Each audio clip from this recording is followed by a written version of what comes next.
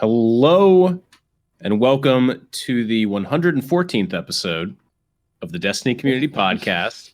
I didn't remember the number until right then. Man. By the way, everyone, just gonna front load this podcast with a little bit of information. Cheers! It's the Pope Briar Watts and I are drinking. Our guest Laced Up Lauren has water.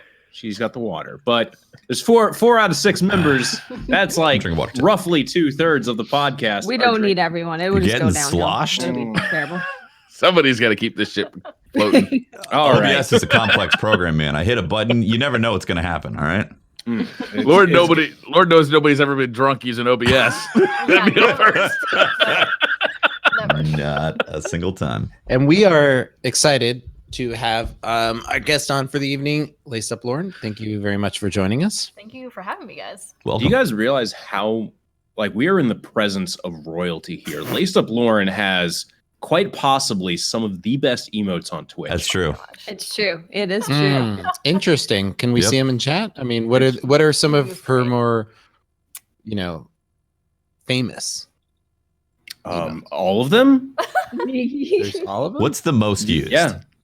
What is the most used? That's actually a really good question because I haven't looked at emote stats in a while, but I would say Lace Pog is definitely up there. For sure.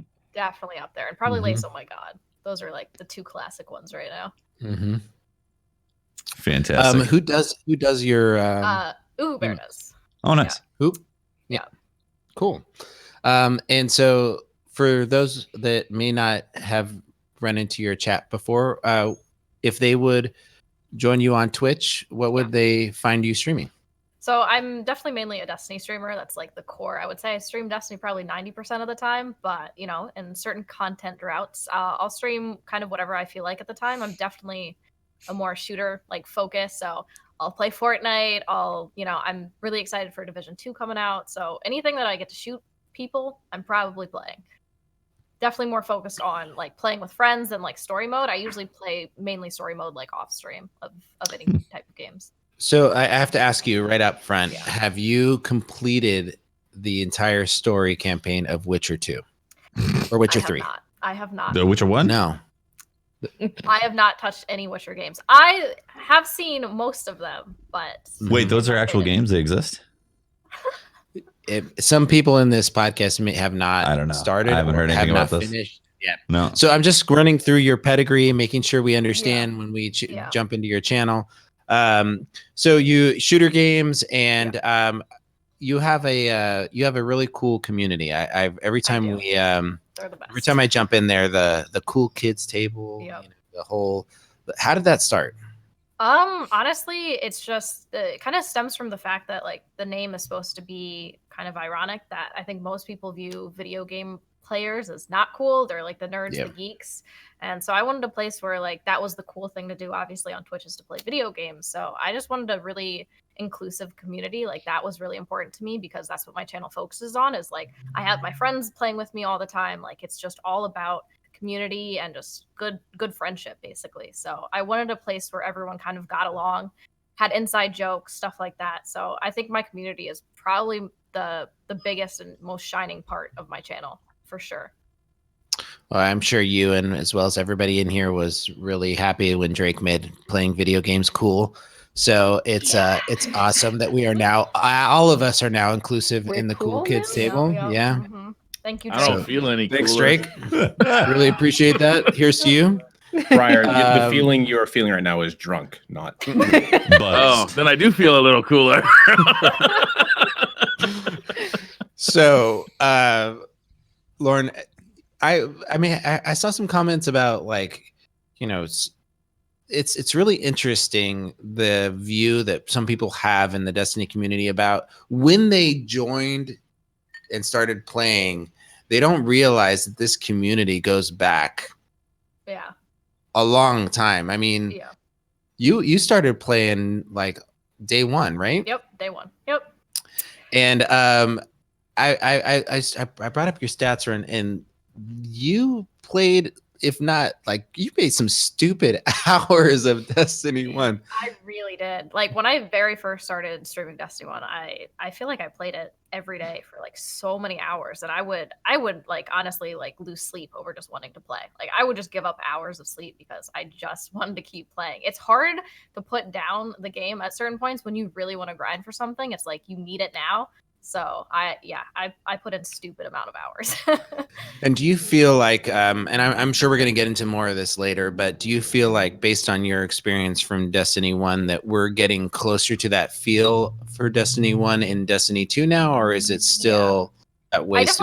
I think we're definitely getting closer. I was actually having this conversation in my chat of like, I know there's always the debate of is Destiny 2 worse or better than Destiny 1? Like that's a very common like thing that people like comparing. And I honestly sat down and I thought like, what parts of Destiny 2 do I like better than Destiny 1? And I can confidently say Destiny 2 blows Destiny 1's PvE out of the water. Like it is not even close anymore. I think the PvP argument is something that like is very hard to kind of discuss because, you know, different metas change how PvP plays and how people like this fast pace PvP, but I think PvE in Destiny 2 blows it out of the water. Like not even close. It is way better. So would you say that also includes the raids? How would you rank your raids? Okay, so yeah, I was also having that discussion because I know a lot of people put Vault of Glass as one of their all-time favorite raids. And I was thinking about that because it's not very hard mechanically. And I think a lot of us kind of have the rose-colored glasses on when it comes to Vault of Glass. As much as I love it, it's not my favorite, and I could probably rank like at least 3 or 4 above it easily. Go for it. Okay. Yeah, this is my all-time favorite raid. This would be interesting. Oh boy. So I would say Last Wish is probably my favorite raid. I think it's just mechanically like you have to pay attention. Everyone has to perform their role. There's not like one person really carrying as much. So I would say Last Wish is definitely my favorite. Crota's probably my least favorite. Okay. Just because of length. And in between there, oh god. So if Last Wish is your favorite, would you say that Wrath of the Machine is pretty high up there for you? I would maybe say that's my second favorite. Really? Yeah. That surprised me because they're so different. It's Last Wish is very mechanics heavy, Yeah. and Wrath is much more action packed. I think I like Wrath so much just because I think that's one of the higher. I played Wrath like a decent bit, but I don't know. There's just something about Wrath that I think is really fun because it's like a kind of like you constantly have to keep moving and going. Action based, yeah. Yeah. Yep. Much like the current raid that just came out. The new. Wait, and spoilers. We'll get into that later. I'm just kidding. Where does I'm King's sure Fall lie in there? Oh gosh, Fall? I played so many hours of King's Fall, like so many. So maybe third. Third, Maybe yeah. fourth? Yeah. Do you think third, that King's fourth, I would Fall gets short shrift because it was the raid for a full year? Literally Like, the not only a raid. lot of I raid. think some Yeah. people have gotten sick of Maybe. it. Yeah. Some people just got sick of it, right? Yeah. So it lowers their score on it. So let me ask you, which or anyway, yeah, it's comes down to not only just the raid itself, but where it was in the content, Yeah. like For sure. release, right? Yeah. Sure. And how much time we had in it, and then you bring up the point of grinding it to a point where you're just like your fingers are nubs, and you're like, I can't play this raid anymore. Give us new content. Yep.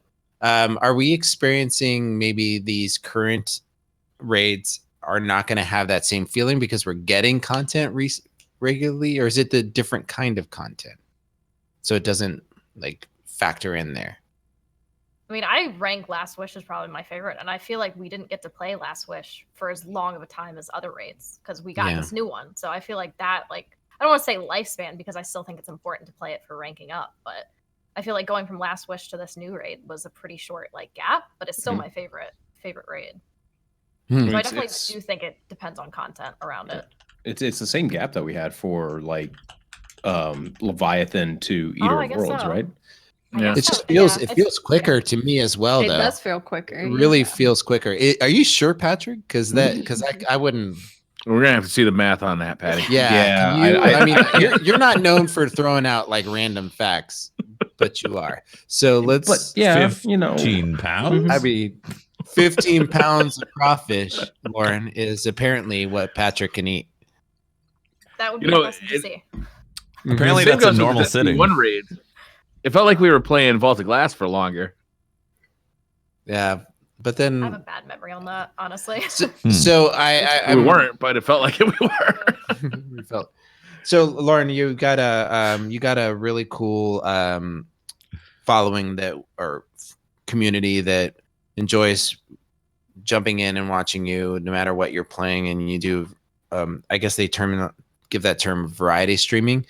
I'm curious at what you and your community are excited for coming next. Like that's not Destiny related. That's not Destiny. I would say Anthem, Division 2 are like my top 2 games. I am really, really excited for both. I know like the Division originally kind of fell flat with a lot of people's expectations near the end for like their version of raids. I think fell flat for a lot of people, but I know that they have been working really hard on improving the Division, so I'm really excited to see what Division 2 is. Plus, they actually fixed it too at the end of its lifetime. Yeah, it became a really great game, but just its lifetime had passed, and now Division 2 is coming. So I didn't get a chance to dip back in when they had fixed it, right? So I'm that character that played Division 2, that person, and left when I just didn't. It wasn't when a lot of people left, I think. And I understand they made a bunch of fixes. What did you feel? What do you guys? Maybe open it up to the whole group, but what do you feel like contributed to it getting to, better? I mean, what did they do that made it better? I don't know how many of you guys played it. I didn't play out. The end. I'm just gonna lean back in my chair. An hour of it. It was so overwhelming. So I did not play much of it after it got fixed. So they made it so there was legit builds to chase after, and there was a lot of grind available to do basically almost all the activities in the game were essentially grindable for things that could convert to end game drops and all that. So like that didn't exist at launch, and slowly but surely they added all that stuff in there to make long-term chases. And like that's like I still feel like that's one of the things that Destiny 2 is missing, is that long-term chase. Like you once you get the weapon in Destiny 2, you masterwork it and you put a mod, and then that's your horizontal progression. It's done. Like Division added a bunch of horizontal progression at the end of it. And so they're taking that knowledge and putting it into Division 2, supposedly, with their letter that they wrote to the fan base. I really like the survival mode that they added. I can't remember the name of it off the top of my head, but I thought it was phenomenal. Survival was a lot of fun, yeah. Yeah. And you'd get like end game loot again. Like it would drop rewards for you that were important for your end game progression. Yeah, that game mode was it was a real blast. It was a combination of PvP and PvE. You can go in there with your friends. You had to deal with the cold and like trying to gear up against the cold, and you felt like you were getting stronger.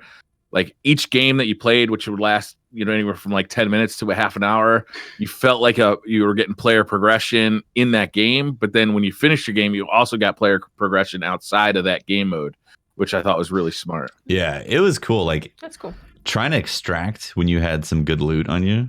You were like, oh boy, I'm firing the thing. Yeah. Who's coming? Yep. And like the hunters would show up, and then like if you didn't have a certain level of gear by that time, you knew you were screwed. But if you had it, you're like, okay, you could set this up and correctly take care of the hunters and any players that show up. That was exciting. It was fun playing that. Yeah, it was really fun. Lauren, well, I have a question here, and I feel like it's actually a fairly important one. Because it's a recurring topic on the podcast. I'm sorry ahead of time. Lauren, you have tattoos and you like tattoos. I don't know really how to. Okay. I actually used to, before I started streaming, I was a tattoo apprentice, so I was learning to basically become a tattoo artist. So pretty well versed in it. All right. Well, an expert is the word you were looking for. I mean.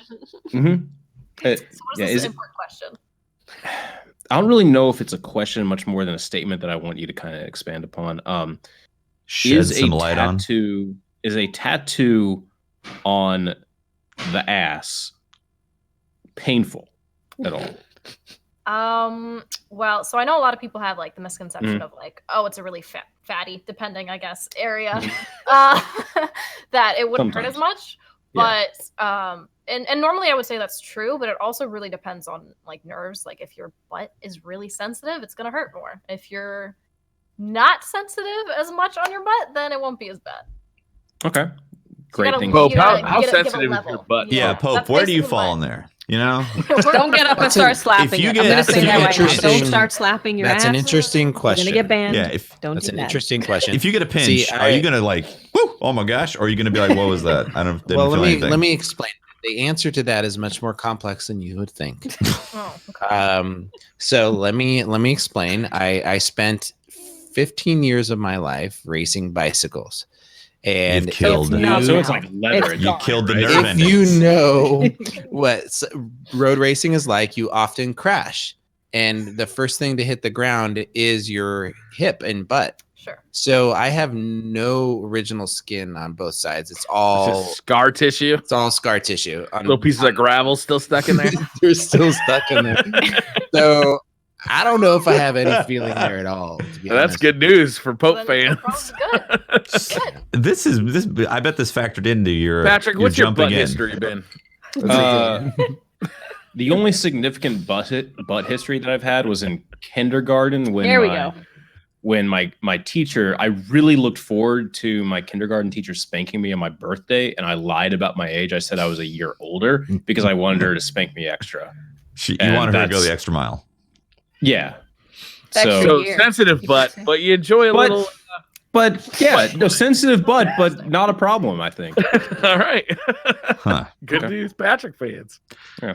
Can you at least explain to all of Lauren's fan base that may have not be watching the podcast and are coming to support her unexplained? Yeah. Why you were asking about Really? Both Pope and I have to get ass tattoos, and we've been very flaky. Well, I've been very flaky about it because I like doing things my own time, which usually involves a very, very long time.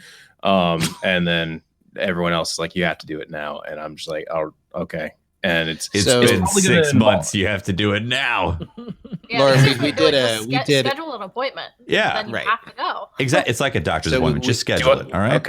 Okay. We did a charity stream for Guardian Con in which we're just retelling the story now. Goal was $100,000 raised.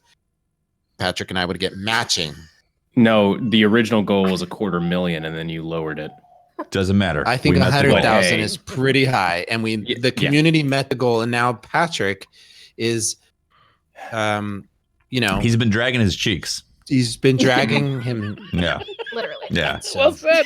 So what I would like to propose, let's make this an opportunity that can lead to something. Hey, if you're listening to the podcast, please tweet to me any places in the east side of Seattle, around like Bellevue or Bothell, legitimate places that I could get attached. The higher the hepatitis count, the better. If that's your barrier, Yelp it. Come on. Yeah. All I'm saying is, if you know a place, please do let me know. He has found every excuse in the book not to do this thing, Lauren. It's just ridiculous. You can't fault me. I am at least looking for places now by asking. Briar, can you save us, please? Do you know what you're getting? Yes. Yes, I am getting half of a heart. Okay. Because Pope is going to have the other half of a heart. That's right. That's nice. If we ever come together, we come together, they will match. Cute, not the entire smush up. You can smush against his scar tissue. That's right. And have the I want that picture. I will frame it and hang it on the wall. And I'm also going to get a start on mine. Pope doesn't have to picture. get this. I'm going to get a star field above mine, and disguised in the star field is going to be Riven's eye pattern. Beautiful. It's going to be great. That's excellent. So episode, Brian, what episode is this? Save us. Wait, hold on. 114. 114? 114. I think this is the first official live public announcement of what the tattoos are actually going to be locked in.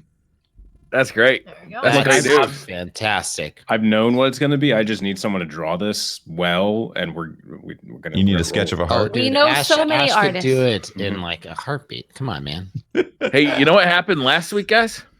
We did a raid together. We raided. Yes, We did do a raid. Good segue. We haven't talked about it. No, we haven't talked about it. We did the newest raid.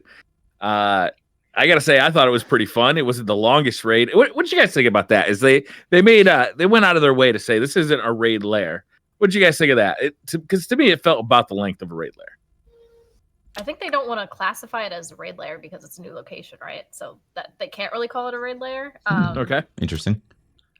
But yeah, I think since they were so upfront of like, hey, don't expect like the longest raid, which was nice because you kind of just jumping in, you're like, okay, this isn't going to be as long as the Last Wish, which was nice. But I kind of like the length of it because I think it's a quick like 6-man activity that you can jump in, depending on obviously how high you are in light, and kind of like get through it kind of fast, just like a really fast, fun activity. Yeah. Yeah. It's not like Last Wish where you really got to commit an hour or more, depending on the raid. Can you guys set the picture for maybe someone like myself who hasn't had a chance to play it, right? Well, why don't we talk about the encounters a little bit? We can go through the raid and please talk about each section of it. Explain it to me and paint me a picture. So you land in the raid for the first time, and you're in the city. You're in the last city. You're kind of like, oh, cool. You've got the streets of the city that you can ride your Sparrow around. You've also got the rooftops of the city where you can jump around. And there is a map that you can unlock by killing a certain guy and dunking a ball kind of toward the middle of the map. More balls. It is the season of balls. Yeah. More the decade, really. The decade of balls when it comes to Destiny. Decade of balls. Yeah. And from there, you basically are presented with a map that tells you kind of where to kill enemies and where to deposit their balls. In the city. Giant city. In the city. So is this like a cityscape similar to like the episodes? We've played a couple missions in the last city, right? Yeah. At the beginning of Destiny 2 and similar feel. Similar scope. It doesn't have like kind of the bombed out look of some of the areas that we saw. It's like a city. Yeah, Okay. it feels like easily if you don't know. It feels fairly clean, and the streets are well defined, and it like feels like a few city blocks. Yeah. So I'm sure you guys were. It feels kind of doing It feels kind of cyberpunk in a way, like dystopian cyberpunk. A little bit. Okay. Yeah. Cool. Lots of neon signs everywhere. So you guys were going for alleyways. worlds first, so I'm sure you figured it out. You know, you were the first to figure out the puzzle and get through to the next. Oh, I'm sure we were. Absolutely. I'm sure we were. Was it difficult to figure out on your first run? I don't feel like that one was very difficult to figure out. I don't think many parts of the raid were necessarily difficult to figure out. I think what was really interesting about the first part is like, whoa, where there's just a big city and you kind of don't know where to go, and it's very easy to get lost. There's that was the biggest thing when you first. There's a lot of like just scale to it. I think this is one of the first encounters. Like actually, a lot of areas of this raid are some of the first areas where we've ever had a ton of 3D space to play with. A lot of things, you know, you have like 1 or 2 levels. This, like, you have to jump up on top of skyscrapers. You go down into low sewer drainage, you know, areas. There's Sparrows are a viable option for getting around. There's just a ton of movement in this raid. Which just the fact that Sparrows were so prominently featured throughout the raid, I thought was really refreshing. Like every part. So you can always load up your Sparrow. Yeah. Yeah. I'm sorry. What was that? Sorry. I just said like every part you basically are using your Sparrow. Like aside from like 1 or 2 traversal areas, you're basically every encounter you can use your Sparrow. Yep. And was there one like they tweeted out that you're gonna want to Bungie tweeted out that you're gonna somebody at Bungie that you're gonna want a specific, you know, you're gonna want a Sparrow with certain characteristics. Did you guys find that you like a Sparrow from this raid when you get shot? Or like instant spawn Sparrows are definitely important. Like a Sparrow. So what kind of Sparrows should I look for to get ready? Instant spawn. So, but I think the big play here is getting a Sparrow with the fast summon, and then have a Ghost with instant spawn. Exactly. So that way, if your Sparrow does get killed, you can spawn it straight away, and you can get on it right away. Yeah. Normally, though, if your Sparrow gets killed, you're on it. No, you got to jump off in time, Briar. You got to jump off over some of the chasms.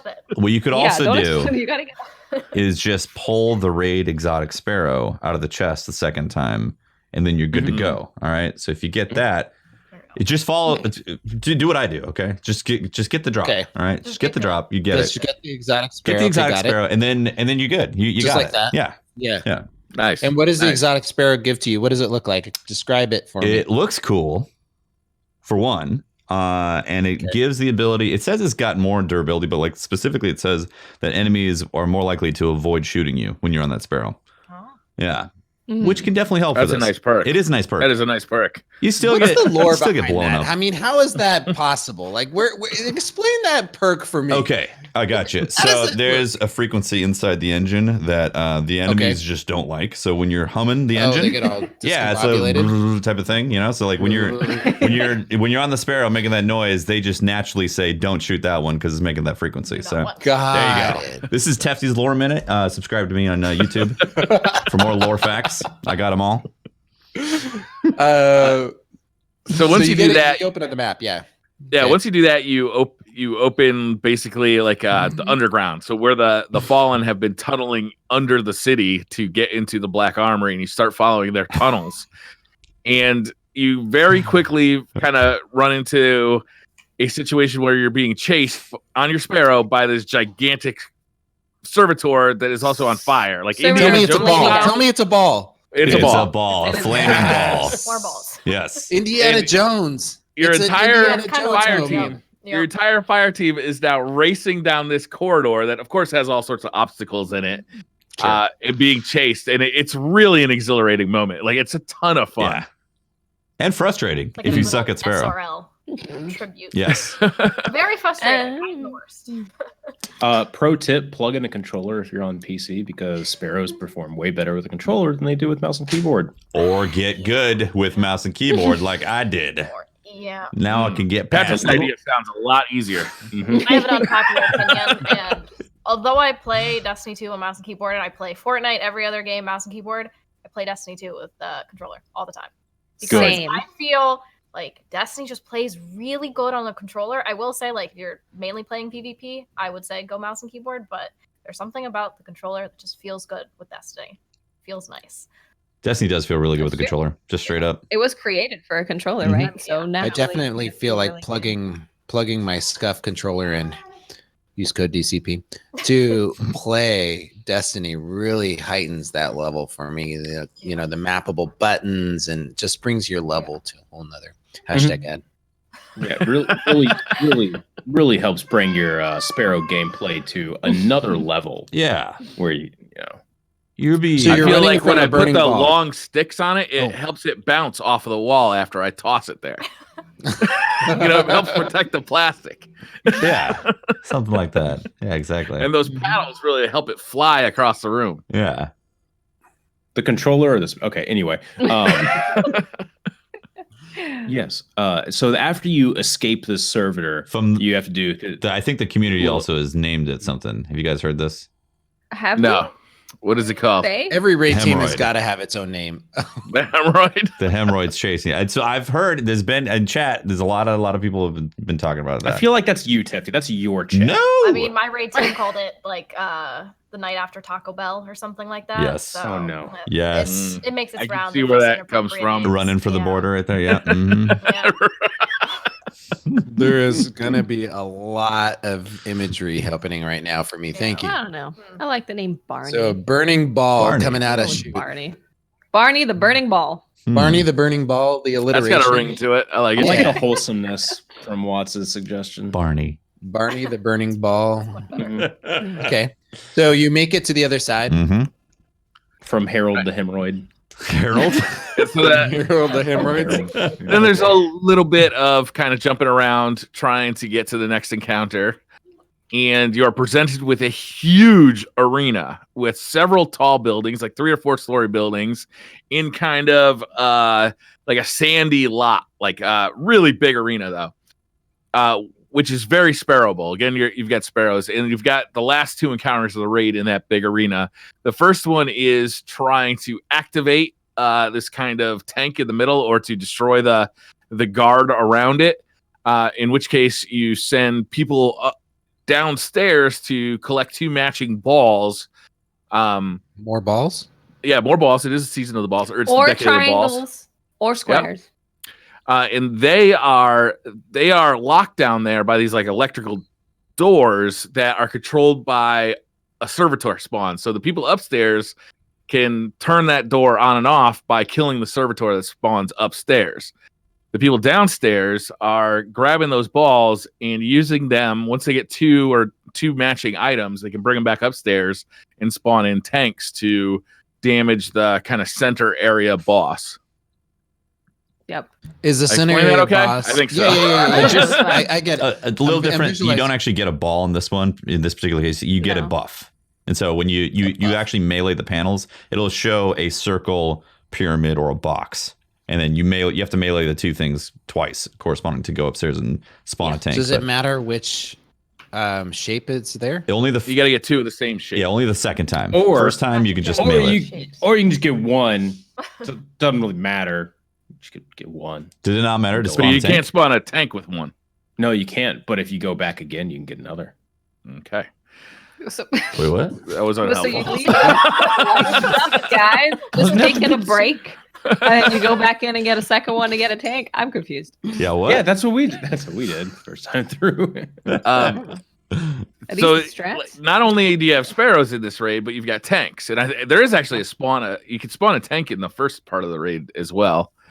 Right. But I mean, it's the first time we've really had vehicles in a raid, and it really freshens up the whole experience. Like having these huge like cityscape areas to fight in and to sparrow around in a raid really changes the feel of the raid, right? Mhm. Instead of having these like real tight corridors, almost Halo style, where it feels like you're just going from one encounter to another. Like you've got these like broad, huge areas, and it really changes things, the feel of it up a lot. Yeah. How'd you guys feel with your light level at that point? Let me tell you, those vandals hurt real bad. What was your? Snipers I was just- soft. What was everybody's light level going in? I was 624 when I went in. I was 619 when I went in. So I didn't go for worlds first. That's like a common thing with me is that I never ever go for worlds first, just because I That's don't like smart. the pressure. I don't like the competition. Like I just like sitting back like later that night and be like, listen, if we mess up, if we don't get it, like I need no pressure. I like no pressure situations. Plus, it's super early, right? yeah, that's Yeah. 9 a.m.'s rough. So what was your light level, Lauren? So I think mine when I first went in was 628. I want to say. Oh, that's pretty Okay, good. that's pretty good. Yeah. Okay. Pretty good. Good. I ended up being Bolts? about 632 or so for me. 632? Somewhere around there. Because I was grinding. Yeah. you're efficient at grinding. Somewhat. Yeah. I was pretty efficient. I just started really low.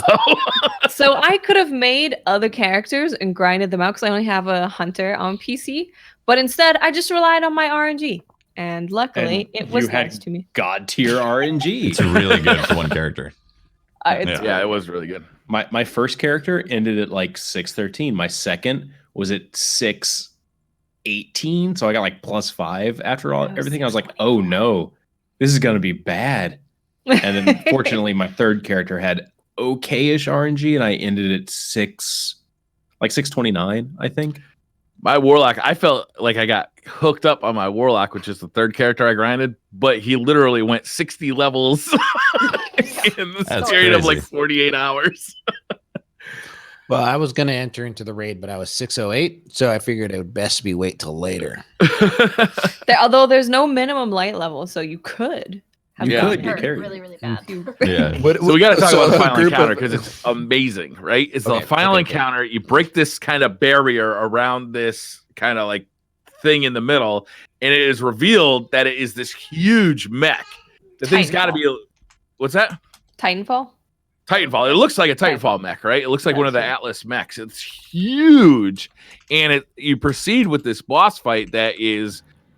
It's kind of crazy because you've got people zipping around who've got to again get tanks, and you've also got a map telling the people where to go to get the balls to deposit into the tank vendor machine. The More balls. Vending machine. Vending yeah, machine no, for the These tank. are balls, yeah. These are Right? you are picking up balls from the very annoying fallen dude Yeah, and taking it to a tank spot. you've got snipers everywhere, and you got this huge mech just kind of lurching around and shooting all sorts of cool stuff at you.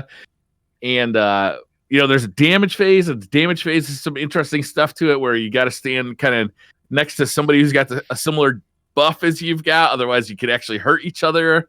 It's a really interesting fight.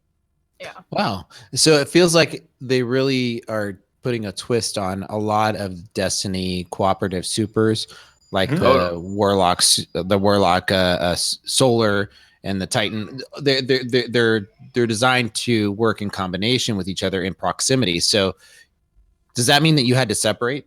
Yes. No. Like I don't know what went into like designing this fight, but this from like the playing side, it's like, oh, normally we want to get together, we want to group up, we want to shoot stuff, and then now it's like you were gonna die if we do that. Okay, so we gotta spread out a little bit. Like you can still use that stuff to buff you and to help you out, but it's gonna have less dramatic effect because it's not the 6 of you just standing in one spot shooting one enemy. It's like you do a damage phase and you kind of have 3 groups of 2, but halfway through the damage phase, you have to like kind of swap who your partner is. So like go to it because you do more damage if you're with your buddy who has the same buff as you do. Yeah. But you actually take damage if you're by somebody who's got like a different buff than you do. So it really means that you got to kind of play like almost like a musical chairs during the damage phase. Yeah. Yep. And I don't know, like I've heard different feelings on this. Yeah. I thought it was really fun mechanic because it kept you on your toes. Some people really don't like it. Some people, just want to just. I feel like being low light level, that was a major pain in the ass because you get like hit by a sniper, you're almost dead already, and then you take like 1 or 2 ticks of the debuff from the wrong polarizations, and then you're dead. So that was super frustrating. Now that I'm light level with it, it's like it's actually a fun mechanic to play musical polarity with each other. I agree. Yeah. It's a nice way to buff your damage, right? Because if you have no warlocks, you don't have a well, and you're not using melting point and all that stuff, you have a way to buff your damage, and it adds a significant amount of damage to what you're doing. Yep. Wait. So the size of this boss, I'm picturing like mech warrior. Oh, it's huge. It's huge. Right? So can you like knee him with a? Can you? The knee is all powerful. Is it? So you can still put him on. Can you melting point him still? I'm pretty sure. Yeah. Well, you just said it like you knew, like it was fact. Like he did it. He's very angry when he like he had done it. Yeah. Do please show me an enemy that you can't knee. I don't actually honestly. You probably can, but you might die, and you're gonna take a long time to go do damage. He does have a pretty nasty area of effect if you get close to him. Does. Right. Well, when you're doing damage, he's got his ball hanging out of his stomach, just like That's true. So This season of the balls. really Balls is. hanging out. Expose the ball, shoot the ball, chuck the balls. I don't know. I think the raid to me felt so different than any other raid that we've done that it made it feel fresh in like some significant ways. Yeah. I've always wanted like a chase scene in a raid, and I thought we got it here, and it felt really fun to me. I thought that the cityscape, both at the beginning and the end, just created an arena that we've never fought in before. It's almost like doing a raid in a patrol, like it felt that big at times. It was fun. Yeah. I think my favorite thing about it, I mean, it's cool that it was in the city. It's cool that you get on sparrows. It's cool that the pacing is very different from the other raids in Destiny 2. But my favorite thing for sure is that mech. And for the first couple hours, I was like, this is amazing. And then light level frustrations were kicking in, and I was getting annoyed at it. And I was like, this has only happened day one, getting super annoyed at the boss. And now that we've done it a few times and smoked through it, it's a really cool raid encounter. It's easily one of my favorites. I'm most happy when there's no jumping puzzles. I suck at jumping, so the fact that there was no jumping puzzles, I was like, thank you. Finally a break from jumping puzzles. Is a sparrow As a puzzle. day one warlock, I strongly agree. He was not a day one warlock. He's lying. He's just That's saying bullshit. There's that. literal I've been a video warlock proof. the whole time. And I believe still you. Suck. I still suck believe at you. jumping. Wait, do you main a I warlock? just can't jump. Yep.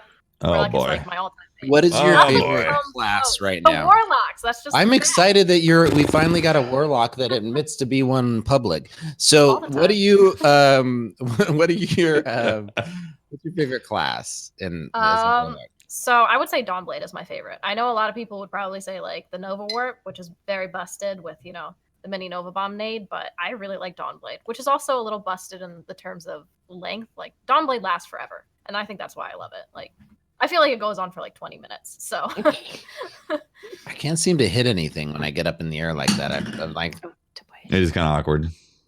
yeah. yeah. But I mean, if you main a warlock, if you're a real day one warlock, like some people say they are, they're posers, you know. But for you, I'm sure you hit stuff.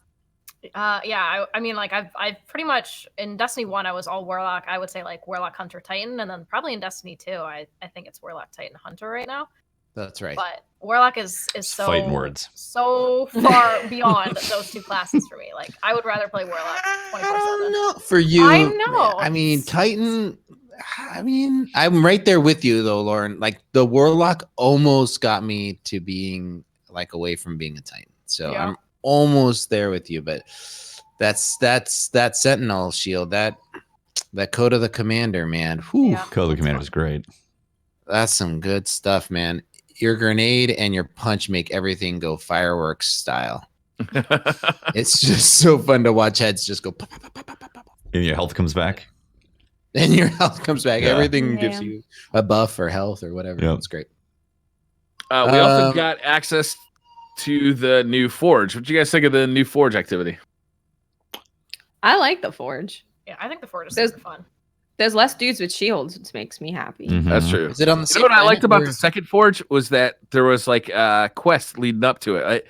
We finished the raid and immediately knew about the quest to get to the second Forge. And I was like, are you kidding me? Because like one of the first steps was go melee kill 75 guys in a public event. I'm like, well, that's interesting. Unlocking the Forge, I don't think is very fun, but once you actually get to play the Forge, I think that's the best part. It's just kind of like going. Well, I gotta say though, is like the lead up to unlocking the Forge and that the quest to unlock the second Forge. I really feel like that should have been plucked out of where it is and plopped in front of the first Forge. Like that, I feel like it would have been a much more natural ramp up into the first Forge than it was for the second Forge. Where the second Forge is, like, I'm kind of just doing the same stuff I've been doing, but in the second Forge quest, there was like things like you had to kill, was it 3 Lost Sector bosses, and each one of them had like kind of that shield with the orbs floating around, and it kind of, you know, that would have served to teach you that mechanic, and like it would have given you a little bit of time to actually be doing something besides just grinding old Destiny content to lead you into the first Forge. Like, to me, it was like a real missed opportunity. Why am I doing this for the second Forge? Why didn't I do this for the first Forge? That's true. Yeah. That's a good point. That mission definitely felt more like an introduction to what a Forge is and what you have to do. I agree. That would have made sense. I think we all can agree that the quests, like, it's a little weird having to melee like 75 things and then also having to. As a Titan, it is not. Okay. It's not that weird, but having a quest that has 75 is like, okay, well, that's first time I've seen that. That's fine. The part that's really frustrating is the go kill a high value target, and by the way, getting the final blow on it is the only way that this will count for this quest. And speaking of which, that is in the patch notes. It's not supposed to be that way. It feels like it's not supposed to be that way, and hopefully it will be fixed sometime in January, I think. That is rough, and that is by far the worst part of the quest, because you have to wait for an HVT to show up. It's got to be that captain, and then you got to hope that you can blitz it right away. God, I must have been super lucky because I just went right at him. I didn't kill the wanted dude, and it counted, so I was like, okay. Well, you were a Titan. You were a Titan, right, Brian? No, I was a Warlock. Day one. You're day one warlock, right? I was using those armlets that give you like more melee strength, like the more kills you get. I mean, fire knives count as well when you throw fire knives at them. I stopped listening to you too, so just move on. Yeah, I just pulled out the coil. I haven't used the coil in a long time, but I was like, I bet the coil will be perfect for immediately killing that guy. Yeah, so I did that. But yeah, it's really annoying. It's lucky not to. Sometimes it did actually drop multiple times for people, because when I got it, I saw somebody else got it too on the screen. I was like, oh, interesting. Then other people, all 3 of them got it. Then other people, like, nobody got it. So it's weird and bugged, and you have to wait for it. So it's frustrating. Sure. Whatever. The point is, I think I probably know why that wasn't like the first thing to unlock this, because that would really suck to have like Forge progression for the initial Forge locked behind killing a high value target. Whereas, so that's just one step. The meat and potatoes of that quest to me was actually the Lost Sector part, where you go through the different Lost Sectors and you actually learn a little bit about, is his name Civics? Yeah. So you learn a little bit about civics. You also learn how to fight against those shielded enemies with the orbs floating around. Like that's kind of the part that I'm really referring to. Like killing 75 guys with a melee kill. Oh, interesting. Whatever. It's you know. filler. It was a tutorial. Yeah. The word I was looking for earlier. Yeah. A tutorial. Yes. Thank you. Yeah. That's what Patrick said. Patrick said tutorial. No, he didn't. Okay, first of all, I don't listen to Patrick. Second of all, No one does. This I can confirm. So yeah, by the way, Pope, the forge that you were looking for, it's on Nessus, by the way. Nessus, The new one. is it He does. Yeah. it. hard to find? It's Go Fanon. No, it's not hard to find. Goffin. I had a question for Tefty about that though, because everybody else had picked up that quest while we were in the raid. I think you were the only person on our raid team who hadn't. How long did it actually take that quest to proc? So turns out I was stupid and it had dropped for me. So okay.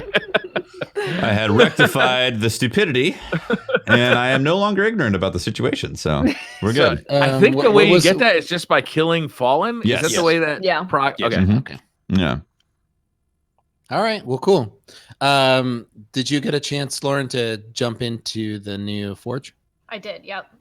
So I got that pretty much as soon as it came out. Like a few hours later, I jumped in, and I don't like. So when I first jumped in, I said it was better than the first one, but I think I take it back because I hate the shanks so much. As much as I hate Cabal shields, I was like, I feel like I can navigate around Cabal a little bit easier sometimes. The explodey shanks or the Yeah, the exploded shanks. Yeah. Yeah. Those are Exploded really shanks annoying plus the ones that sometimes. like stop you from moving. The electric Yeah. shanks, those are the real reason people hate Exodus Crash. You know, Yeah. not the health gating. It's those things. Do they have a fixed like shield on them? Should I go in with like solar or arc No. or something? Do you have The a only risk runner? shield, I was like, Risk Runner Yeah. is really fun. Yeah. Use. Okay. Risk Okay. Runner procs because of the electricity on the floor. So you're just like constantly getting damaged by electric. You can basically go that entire forge without having to reload. Yeah. Oh my god, that sounds like Pretty fun. awesome. Yeah. How do you guys feel about the mechanics being the same as the first Forge? I was disappointed by that. Yeah. I was hoping that it wouldn't just be the same exact mechanic. But now there's shanks Well- that stop you jumping. Yeah, Briar. No, that's not a different wasn't mechanic. That's different honestly. enemies. That's a mechanic. What was that, Lauren? That's I said different I wasn't enemies. really surprised that nothing was like too different in terms of like the ball throwing, just because I think that's how they've shown or like seem to advertise the Forge is Mhm. that you charge it with the batteries. So I know there's probably different ways that they could do that, but I was kind of not surprised, I guess. Well, why did you change your opinion, Lauren? Between like you like the first one better, You- The shanks were just annoying. just the because of the flying- like the enemy I that you hate had to not being fight? able to- Okay. Yeah. Shanks can be very annoying. The exploding ones. Oh yeah, for sure. I mean, when you punch them as a Titan, I mean, they're the worst True. because when you punch them, they blow up in your face and you die. So Yeah, shoulder charging is fun, and then you die. And you're like, what the hell? I mean, yeah. I mean, It's anything not that gets it fun. between me and shoulder charging is just no good. So from like a gameplay perspective, I think it would be fun to have the different mechanics for per forge and all that. But after grinding the forge, I think the way they've set it up makes a lot of sense. It's like they've taken the perspective of let's make a grindable activity. And if there was complex things I had to do each time I loaded up a forge that was different per forge, I think it might actually take away from the grind.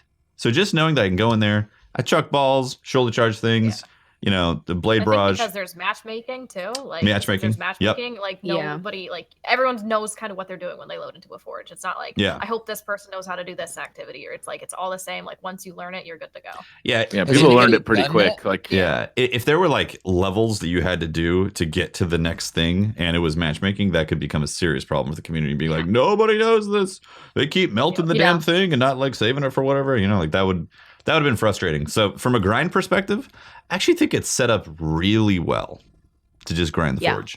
I really do. And I was saying the same thing on Twitter Mhm. earlier is I really like the gameplay loop that Destiny set up with Black Armory and that you go get a frame, you charge it up, you go to the forge, get a drop, do the same thing again. And it just feels like a really low investment, low time commitment activity where you can just go in solo or with a group and you can just grind as much as you want. Even if you don't have a frame, you can just keep playing the forge over and over again, especially right now with the Yep. dawning, because you're getting a bunch of essence and you're getting forge weapon drops.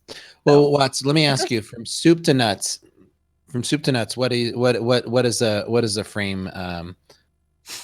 that phrase mean? Yeah, what? Soup to nuts? What the fuck does that phrase mean? You guys have never heard. Guys, I've muted Pope. What the fuck? I think you're making that. Yeah, you making this up? No, Turning the frog? it's a thing. Soup to nuts. Are What you if I like seriously? soup You guys more than nuts? don't. You're on I the don't nuts, understand. Pope. You're on the nuts. I'm sorry. I showed my age. I mean, I guess, but it's a thing. Look it up. It's a saying. From soup to nuts. All right, Soup to I'm nuts going to is an Urban American Dictionary right English idiom that conveys the meaning of from the beginning to the end. It is derived from the description of a full course dinner in which courses prepared from soup to a dessert of nuts. Wow, I thought that was the exact opposite. Like The soup is the beginning, the entree, and then nuts is the dessert. Apparently, we're eating soup is not an entree. Come on, Oh guys. my That's God, an in appetizer. So Patrick It society, begins with the soup. It is. Patrick Yes. is wrong. As defined on Urban Dictionary, a retaliatory action where scalding hot soup is thrown at the offender's junk. That is There it literally is. That's where I've heard it soup from. to nuts. What is a frame take? Said, soup to nuts. What did you think? What does a frame take to? How bad to is get that bird? maxed up and to do that loop? What does the loop take time wise? I would say if you're prepared and you have everything, like if you can clear the forge effectively, you're looking at a solid like 15, 25 minutes for a loop from like turn in the modules reports to get the thing, go do some stuff. Like you could do it quicker if you're like in a hurry, but if you're grinding, just kind of chilling. That's pretty fast. Yeah. Let me tell you about the Leviathan and how the loading into the Leviathan to complete these weapon frames is probably the best thing that you could do. Do you like? It really is. It's basically everything. So, hey, go kill powerful enemies, and we need multi kills. Okay, great. Starting with Leviathan. Oh, I need to use a sniper. Perfect. great. Yeah. Oh, you need to get pro tip, everyone. Radiant seeds. At some point, you need radiant seeds. Don't know what they are, but you get them from powerful enemies. Lost Best place- sector. Not Lost Sector, not No. Leviathan. Load into one of the Nightfalls, particularly Strange Terrain. Within the first 30 seconds, there is a boss mob that will drop 10. Oh, yeah. You kill it, you jump off the edge of a cliff, do it That's again. nice. Takes 3 minutes. Good It was tip. good. Good Also, tip. the Lost Sector on the north side of the Mars is super quick. You can also, Drops 10. yeah, you can go in, you can get your headshots for your hand cannon. And by the time you get to the guy, you kill him and you get the 10 seeds, and then you just repeat it real quick. Run back in. There you go. He's the only one in a Lost Sector that drops 10, right? No, All the other- a lot Dreaming of them City. do. Dreaming City 3, ones. 5. Dreaming City's Yeah. Dreaming City, dude. Okay. But why? I usually go to the one that's way in the back, like the one where Petra first spawned, like under that. The Dvalin. Aphelios Rest? Yeah, that one's super quick. 'Cause Yeah, you yeah. go in there with a Thunderlord, you just wreck everything. Thunderlord. You pick up your 10 and you get out. I've been using Anarchy because I got Anarchy in the raid. It's been good. It's been good, guys. What's that? What's that? Hefty What's- shaming what's us right anarchy? now. I got the new exotic. Yep. New The exotic. raid Raid exotic. exotic. The raid I exotic. heard about it. Let's talk about it. You want to know what this raid exotic Yeah, does? tell me about it. Talk I about want it. to know what this raid exotic. How is it compared to 1,000 Voices? All these things. You shut your mouth, Briar. Lauren, have you gotten it? My first try, I got 1,000 voices, and the Snade Launcher is probably never going to drop for me. That's how I'm going to be. Hey, you see, I got it second try, right? Was it second or third? Yep. Or yeah, I got it the second try drop. Second. I was happy because at that point I had the raid sparrow and I had threat level masterworked, or curated drop. So I was good. I got everything I needed from the raid. It was awesome. What's the special perk on it? Okay, so this is a grenade do? launcher, and it has a very nice, unique design to it that looks like it was pulled off of a fallen boss or something, which is awesome. Yeah. And it shoots grenades, and they stick to the ground or they stick to surfaces, anything, and also Including your enemies, teammates. including teammates, except for shields. If you shoot a shielded enemy, it will fall off. But there is a wide range that they will connect and create arc bolts that go back and forth and create extreme electrocution for the enemies. It's awesome. Interesting. You can have up to 6. I believe the 7th one makes the first one disappear. So you can shoot like 6 of them, make a cool geometric design. They can be multiple levels. Yeah, like you can have one up on the top and it can scan down. What I like to do is shoot the boss. Where is this useful? Everywhere. That's where it's useful. I like to shoot the boss and then attached to the ground, and then it like does this thing where it's like, oh my god, I'm getting electrocuted because it keeps walking around and then staggers. It's really effective. Like the damage over time, because what you could do is shoot these and then say Blade Barrage and then start unloading threat level curated. Because of course you have that, right? Let me ask you really quick. So it sticks to enemies, right? Yes. So could And you Guardians. say like Aloy, you know, could you stick one to the boss and then stick one to the floor? Yes. And then just like in a sense tether her to the ground? It doesn't tether. Or the boss? It doesn't tether. It creates electrical connections. So it'll do enough damage to stagger at some point. Yeah. So they'll walk through it and then stagger. But any like trash mobs that come through immediately die because it's a power weapon. And if you're in the Crucible, what you could do is attach it to all of your teammates, because there's 6, everyone, and then run around as a giant electrical death ball. Oh, that's hilarious! And just trap everyone inside. Is funny. How long does the thing take? Like, it lasts on the ground for I believe 30 seconds until it is triggered, and then triggered restarts the cooldown. And depending on PvE or PvE, it lasts for varying times after that. It's in like about 10 seconds. So you could hit your teammates and then kind of get into position and then rush forward. Yeah. Oh, that's insane. It's super fun. It feels like a legit exotic weapon in Destiny because it's very unique. There's nothing else that like does this, and it's pretty powerful. The like I said, the most damage it could do is if you lay these down on the boss or the ground and then start unloading other weapons. Because like that's the trick behind it, is that it's doing a bunch of damage over time, and you're also shooting it with like a shotgun or a sniper or super damage. It does a lot of damage, surprisingly. Versus 1,000 Voices, which is higher optimal DPS? Good question. Are you on console or PC? Console. Probably Anarchy then. Oh yeah, they talked about the bug in the quad. Yeah, I was saying, isn't there a glitch with 1K Voices on PC right now? Yeah, the higher your frame rate, the more damage it does. So if you set your I'm talking about render resolution to 25%, actual resolution to like 720p, and all stats lower on disable VSync, you get super high FPS. I just ordered a 500 hertz 640 by 480 monitor. Briar, I'm not the tax man, but care to tell me where you got all that money from? Yeah. Also, it's 640. DCP plays him really well. Real bad news for you. Turns out I don't think that the price of a 640 by 480 monitor is rocket high right now, considering it's about 15-year-old technology. I'm more worried about the 500 hertz at this point. But yeah, side note, they've planned a fix for 1,000 Voices on PC, and after this update, functionality will match between all platforms. I don't like the sound of that. By the time I get it, it's going to be nerfed. Damn it. Yeah, that's how I feel about that too. Yeah. Yeah, because on PC at 60 FPS, it feels good. When you knock it down to 30 FPS, it's like, ooh, this doesn't feel like I want to use it as an exotic. But at 60, So, it's like, That's too bad. They I'm should thinking, make it. I'm thinking the Anarchy, Tefty, like the way that you're describing it to me seems ideal for Gambit. Yeah, I need to try it because I have to play just a ton of Gambit to get my stuff done. You gotta invade Tefty and just attach it to the boss and to a Yes. person and just. yeah, That'd be hilarious. That would be awesome. But what you could do is you could create a fun. perimeter around the moat deposit. So anytime there's enemies, I mean, it goes away after 30 seconds, so it's not like super effective. But I was thinking of not as the invasion part, but on the, if you know, and if you can anticipate the next spawn point, right? We know where the monster closets are. Yeah.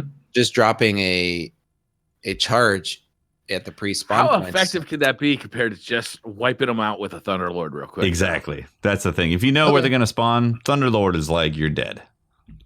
This takes this has to tick damage. It's not a one hit. Yeah.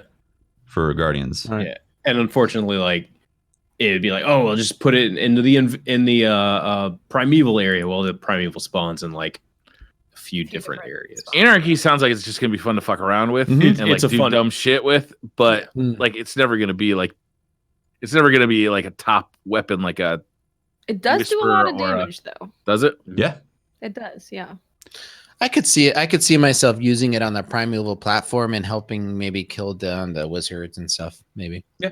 No, I feel like the other good thing is you can drop it, and it can be electrocuting the envoys, and then you can shoot with another. You'd be using a different weapon. Yeah, that is the main. I like that they're moving. Like I said, podcasts or two before. I like that they're moving to different damage types or different ways the damage is applied. Can't wait to get my hands on those other exotics, eh? Yeah.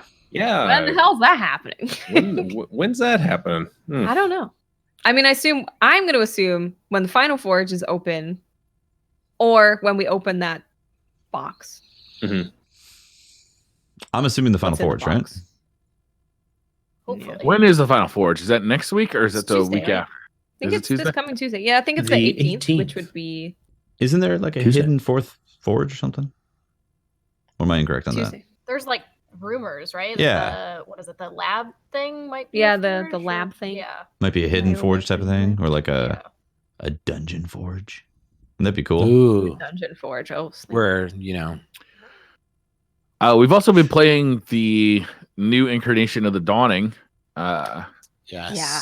Bacon cookies. Yes. That's right. Yeah. Not just cookies.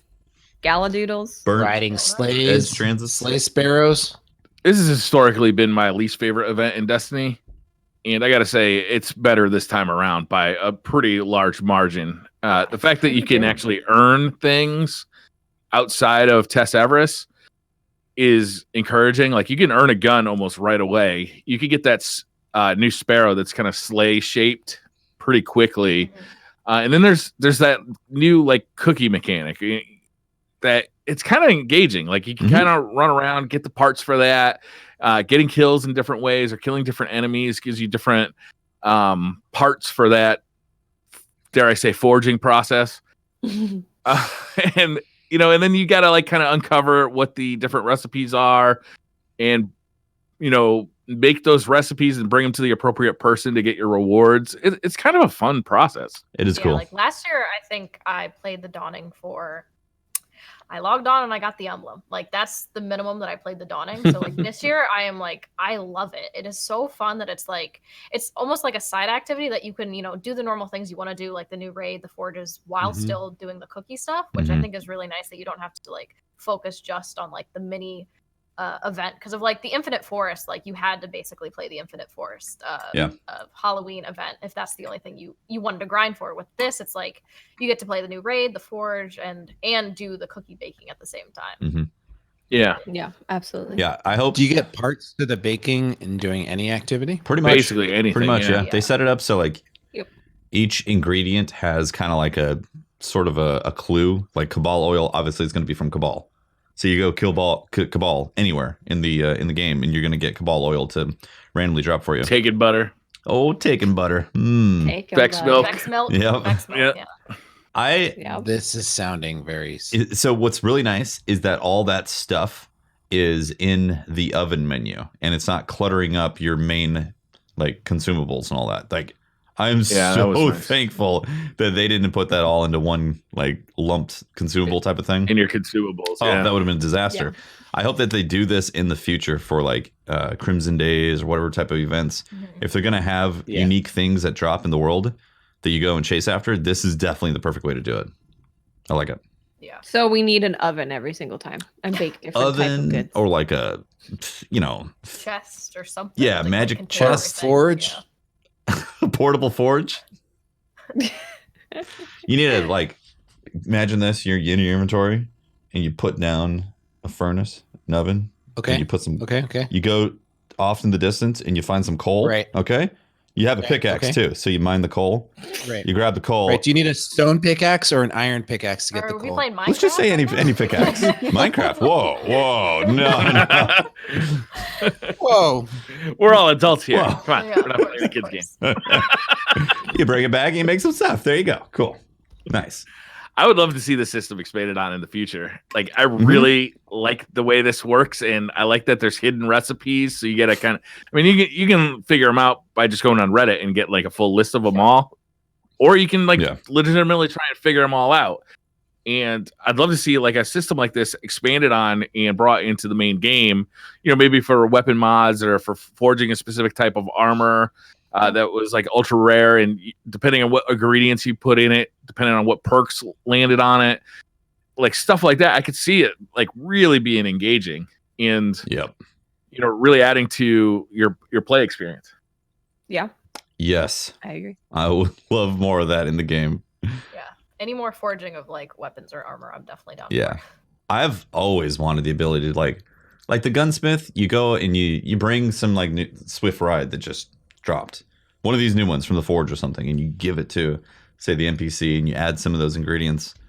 That would be so nice. You get like either a rerolled version or some other gun or like some secret stuff that could unlock quests for it.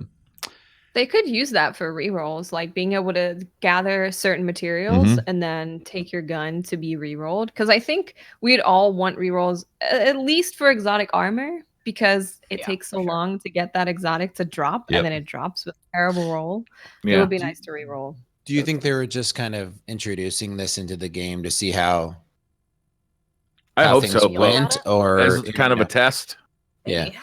I hope so. I hope so. I really too. do, because I think it's a nice system, and with a little more depth and complexity, I think they could really turn it into something that works long term. Yeah, it seems like quite a bit of the community is enjoying it too.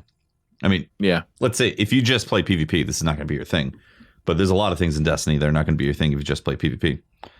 So, a lot. Yeah, like everything. I was going to say 90%. I feel like if you're into PvP in Destiny, you're sort of into self-flagellation. You know what I mean? I got a better segue or comment. It's like soup to nuts. If you like PvP, look, it's I'm like sorry. soup You guys on don't the know what nuts. self. I'm gonna dodge. I'm gonna be dodging the soup to nuts from you, Pope. I'm not a fan. All right. If you want to Google self-flagellation, it will explain topic, what it means. A better topic. It's hard to get better than soup to nuts. You better really bring it here, Patrick. Fuck me for trying to make a legitimate conversation here. Pope, you said, or someone said, can't remember at this point, is along the lines of, hey, people seem to like this. Pope, before we were talking on the podcast, you haven't had much time to play, have you? No, I have not. I've been, busy at work and life and a new kid and all that stuff. Yeah, I haven't played much. That's something I kind of want to talk about is like just from you guys seem like you like this event. Personally, I'm not really that into it because it's like if I want to do the event, I'm probably either gonna have to grind to do a bunch of stuff. Which event, Dawning or the Forge? Dawning. The Dawning, and it's like there's a pretty hefty grind associated with doing it if you're trying to just do it as its own thing.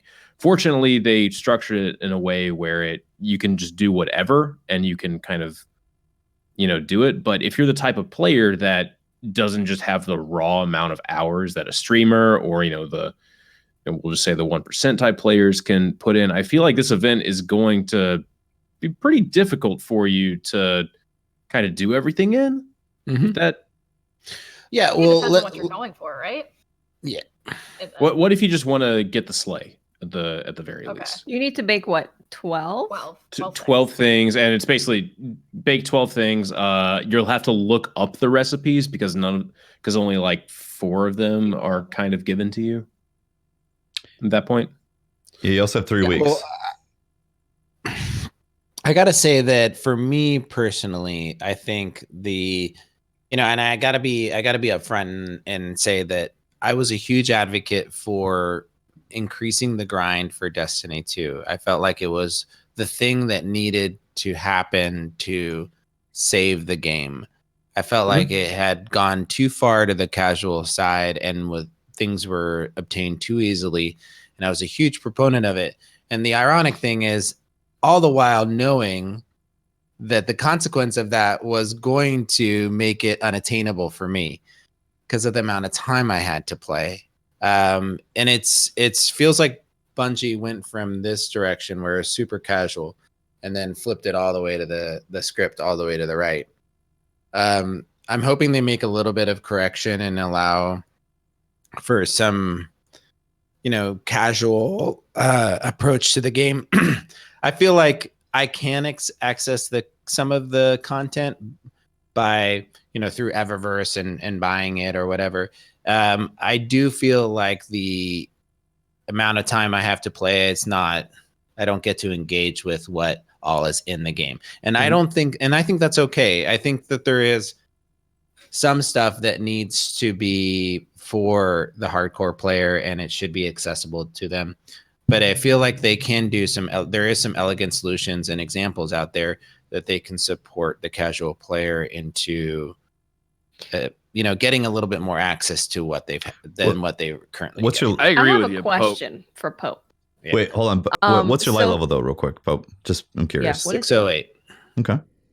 Okay, so they're making a change. I think that's for people below 600, though, right? They're making a change. It helped me. It helped me, by the way. But they're making another change where more of your milestones are gonna give you more powerful stuff. So instead of it just being Dreaming City that gives you the big jumps, they're making it to where the other things do as well.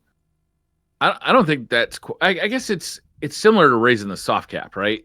But yeah, I think they should have raised the soft cap, because I think that one of the things that like a not everyday player of Destiny is experiencing is that you have to put in so much time into old content to get to the new content. It could feel a bit overwhelming, but also all your friends who do grind Destiny all the time are playing the brand new content, and you kind of feel left behind by that. So when that's you lose out on the figuring out process and on the Vanguard process where you're first in, first out, right? And that's part of the joy of Destiny. So in not having that soft cap raise means that if you weren't 600 day one of the Black Armory, you weren't playing the new stuff for a while. Yeah, I mean, even at 600, I didn't go into the first like forge for a bit, just because like I didn't want to just go in there and just keep like dying over and over. Same. So I think it depends on like where you feel comfortable jumping in on something and how many times you want to die trying at it versus like kind of one-shotting it. So I think that was like a huge issue, obviously, with Black Armory coming out as like, oh, I can't play the Forge right away. I'm really supposed to play like the same content I've been playing for weeks just to get into this. And I think that's why they lowered it a few light levels, which I think overall most people were thankful for. But I think it also raised the question, if this is supposed to be endgame content, and you're eventually supposed to get to this point, is it going to feel too easy and not become endgame content? Yeah. I think that's the balance to try to strike. Yeah, it's hard. It's a hard balance of like, I want to, be friendly to casuals, but I also want to please people who play this, 4+ hours a day. Like they've got an impossible job, really. I mean, they have a huge community, and they want to grow their community, right? They want it to sell well. They want it to be accessible to a lot of different players. And I think it's important for them to hear the feedback that a player like myself that is given maybe 4 to 6 hours a week to play, there should be some mechanics or ways that I can access the game in and feel like I'm getting some of the new content and not be so behind all the time. And I understand that there is that. I'm not expecting to be able to do the raid. I love watching people do the raid and day one and be all ready for it. That's all part of the raid race, and that's fun as hell to watch. That's part of being part of this community, is being excited for the top level players to be there and be ready to do that. That's not what I'm saying at all.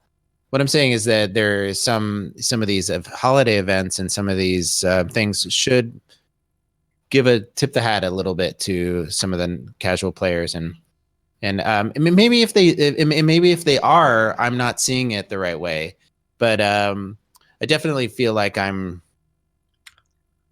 not accessing the game as much as I definitely saw a lot of people commenting how they didn't feel like they were gaining light level to get to be able to even attempt the Forge, like you were saying, Pope. So I do think Bungie could do some stuff to help mitigate some of that. Like I see a lot of people getting shafted by RNG, maybe only going up a little bit of light level with a bunch of power drops.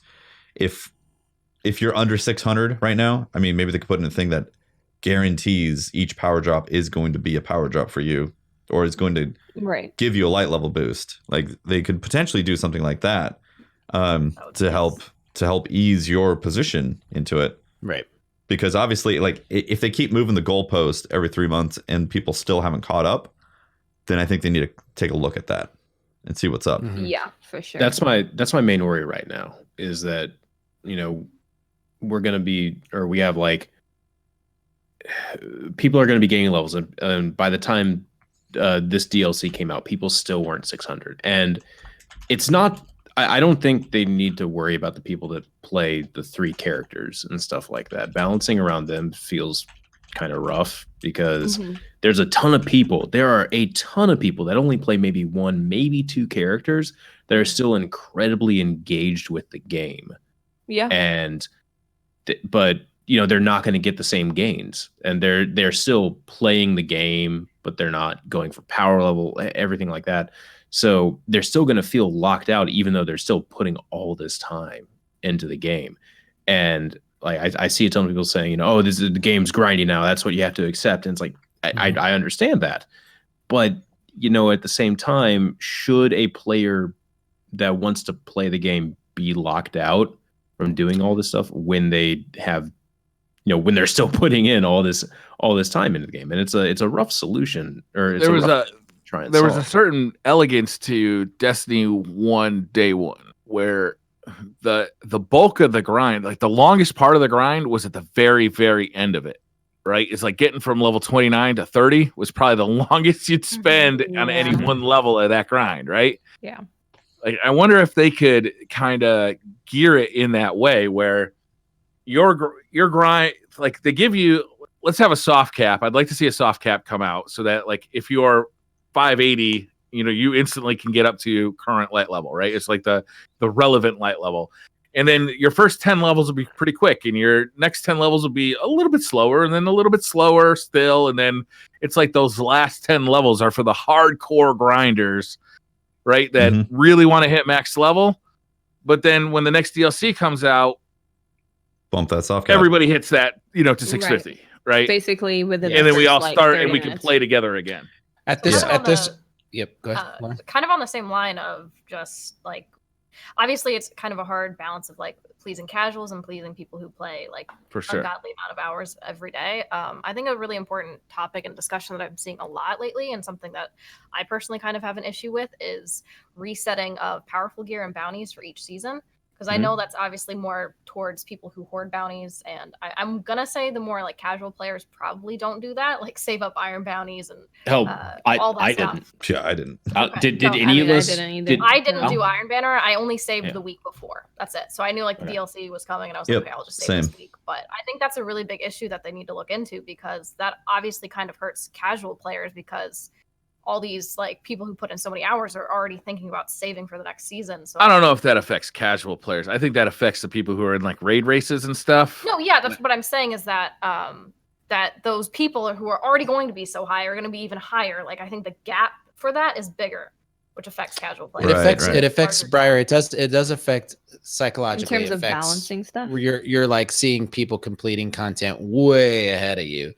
Yeah. And you're saying, okay, well, if people are already max light level, and I'm at this rate, in my mind, I'm thinking at this rate, there's no way I'm going to access max level by the time the next content level or level race is. They need to raise the soft cap, like 100%. The soft cap needs to go from 550 to 600 when the DLC came out. Yeah. So all those people that are below 600, all the blues that are dropping for them, all the legendaries is going to be a huge boost. And they can get there probably within the first few activities they do.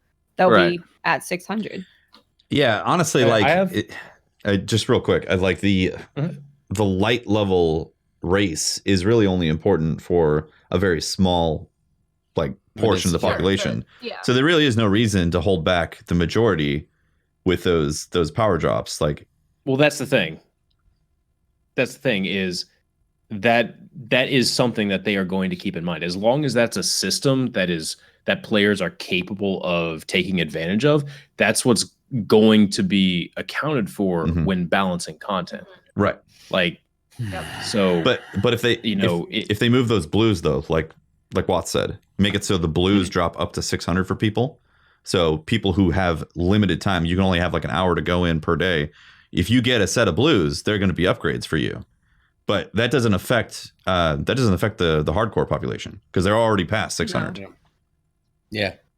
Okay. Yeah, they get past 600 with their first power engram drop. They're 601. I think it's just trying to make sure that when new content comes out, people are easily able to get at least to the starting line, right? So 600 was our starting line. So get people to that starting line as fast as possible, because it doesn't matter for any of the people who play a lot. Like you said, Tefty, they're not going to be concerned about, some 580 person getting to 600. And I think it's just frustrating when like you hear a new DLC coming out as someone who probably, like let's say doesn't play very often. You're like kind of excited for like, oh, after work I get to play like an hour of the new content and I'm really excited. And then like you find out like, just kidding, you can't play for like a few weeks. So sit back.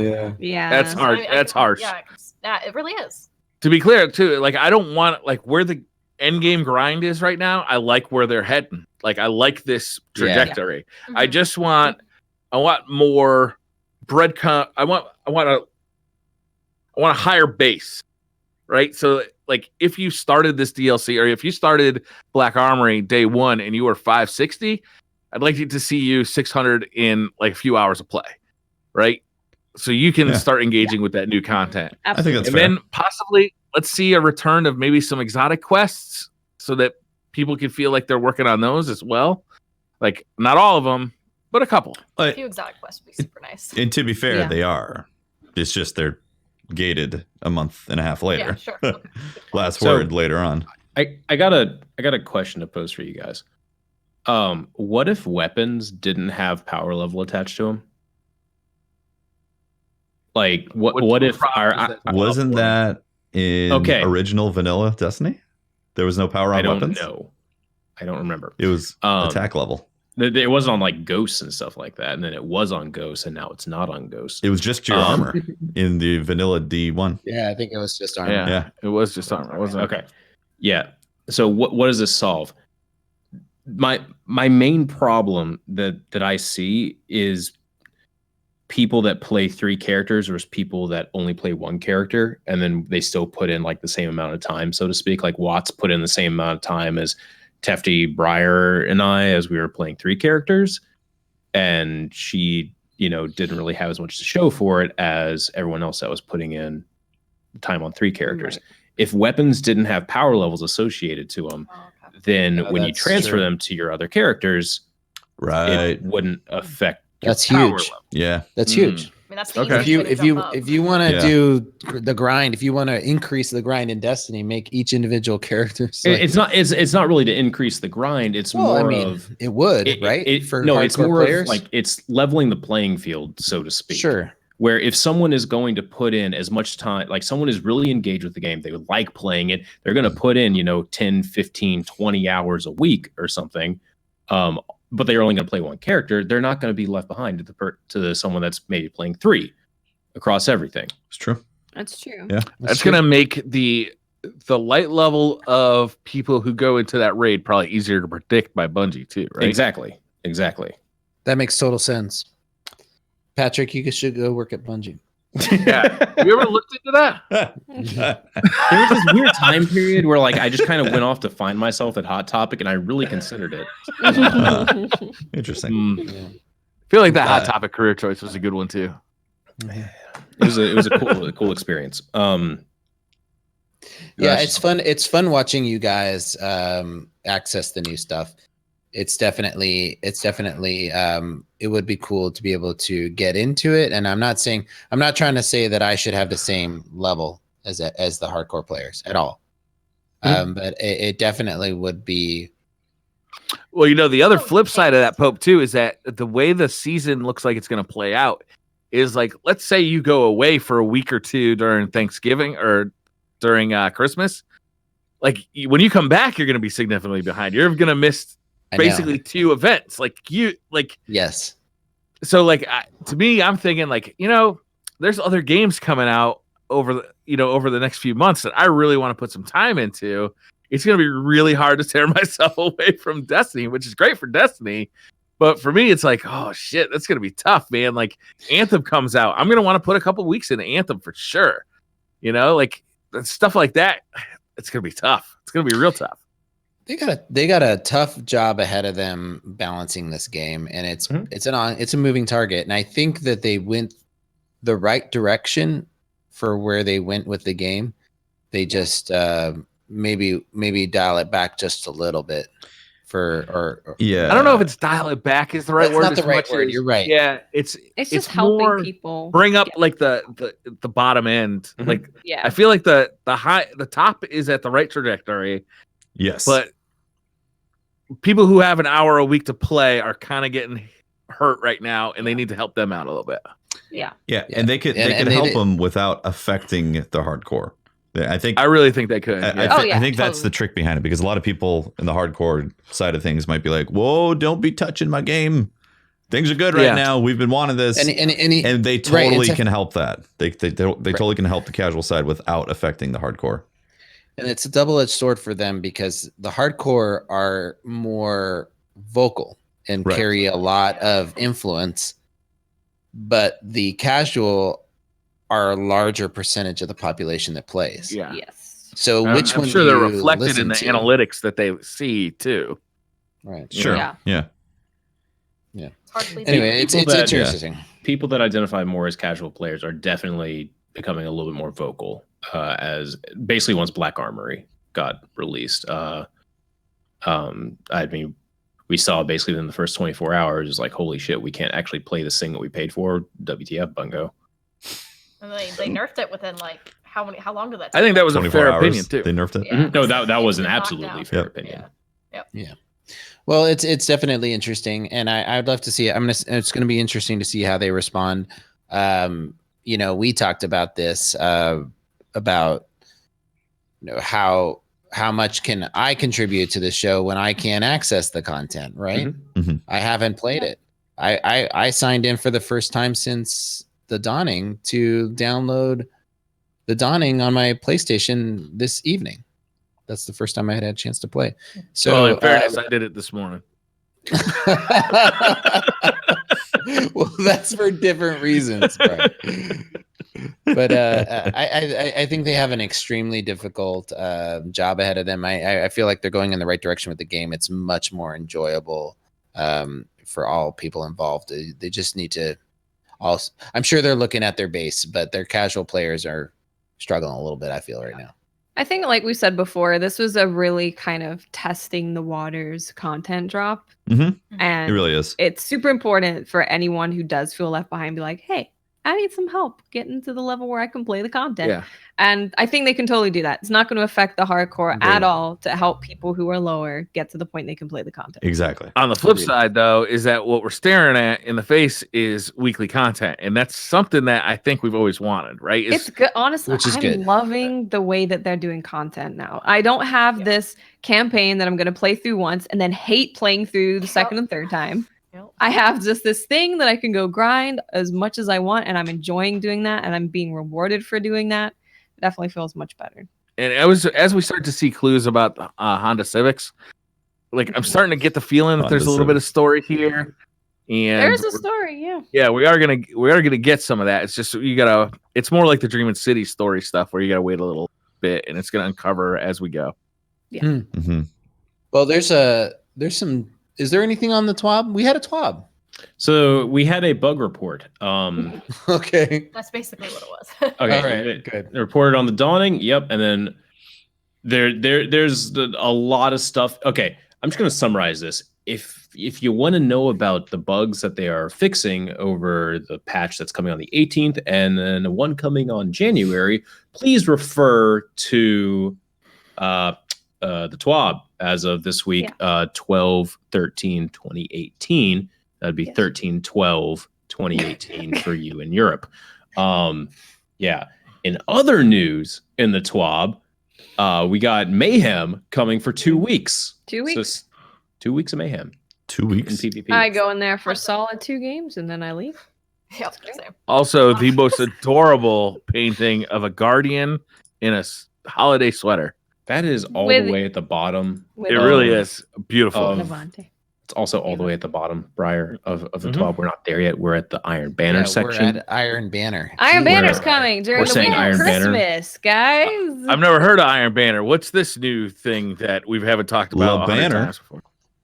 Look, there's new armor.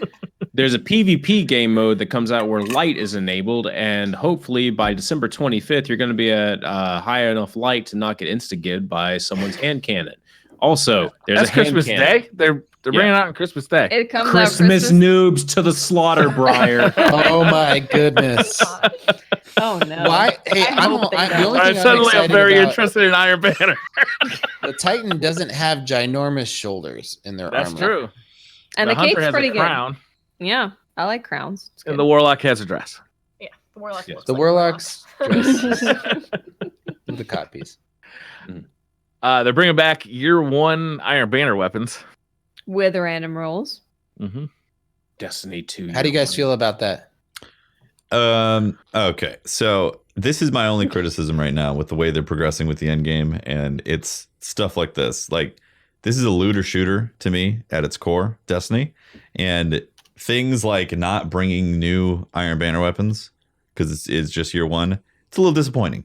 Like, I feel like the loot pool could be expanded, and I mean, I like that there's random rolls in year 1 stuff. That's cool, but I was actually expecting new models, new Iron Banner weapons. You get new armor? To be honest, I'd rather get new weapons than new armor. Yes, 100%. That's how I feel. Well, even if the Titans do have smaller shoulder pads. Yeah, I'm just saying the Titans have shoulder. I mean, we're not like we've moved out of the 80s. We no longer have used shoulder pads. It's great. We're moving into our grunge phase. We're in grunge right now. Although the helmet of the Titan does look like something that belongs on a hunter. Yeah, it does a little bit, doesn't it? There is that cape, remember, Watts, that didn't go over your head. It was just the scarf. The scarf. Like, yeah. There's a couple of those. Wasn't Tanik's scarf did that too? Yeah, they gave you ruffles. And then there was a Dawning one that had it as well. Was there a Dawning one as well? This new Dawning one has like a helmet on it. It's very weird, the new Dawning cloak. It's got a crown. It's just, you straight up look like you wearing Jesus's crown of thorns. Yeah. Like, that's what it is. I should wear that. Interesting. I fancy myself. I feel like that suits hunters just right. That's how they feel about themselves. So. Yeah, that's exactly. Yeah, exactly. I mean, I walk on water. That fits the lore in my mind. Or I hop across the water. I am a god. Speaking of which, there's not much else in the TWAB. All right. Well, there's guns, but then there's that. How do you guys feel? Did I mention the Guardian in the sweater? Yeah, there's a Guardian in a sweater. Yeah. A very nice piece of art from Anodyne. Yeah, it's really good. How do you guys feel about that? Like, no new weapons? Like, I don't like it. I'd rather have new weapons and new armor.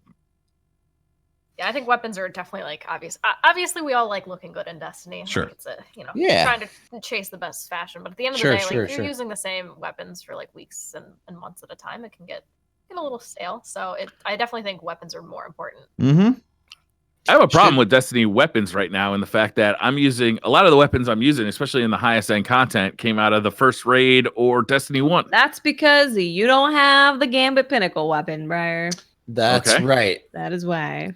Explain to me why I'm using exotics from Destiny 1 then. Wait, what? Well, Thunderlord, Whisper, yeah. Yeah. Like these are Whisper isn't a D1 exotic. Come on. It's not.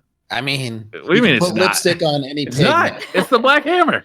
I mean, call it whatever you want. Does the Black Hammer have Whispered Breathing? Does the Black Hammer have actual white nail that has infinite ammo that every other exotic heavy is thus judged by? Look, no. Holtz, if I took a crawfish out of a pond and put it in a fish tank, would it stop being a crawfish? I haven't heard any of this. My headphones got flung off.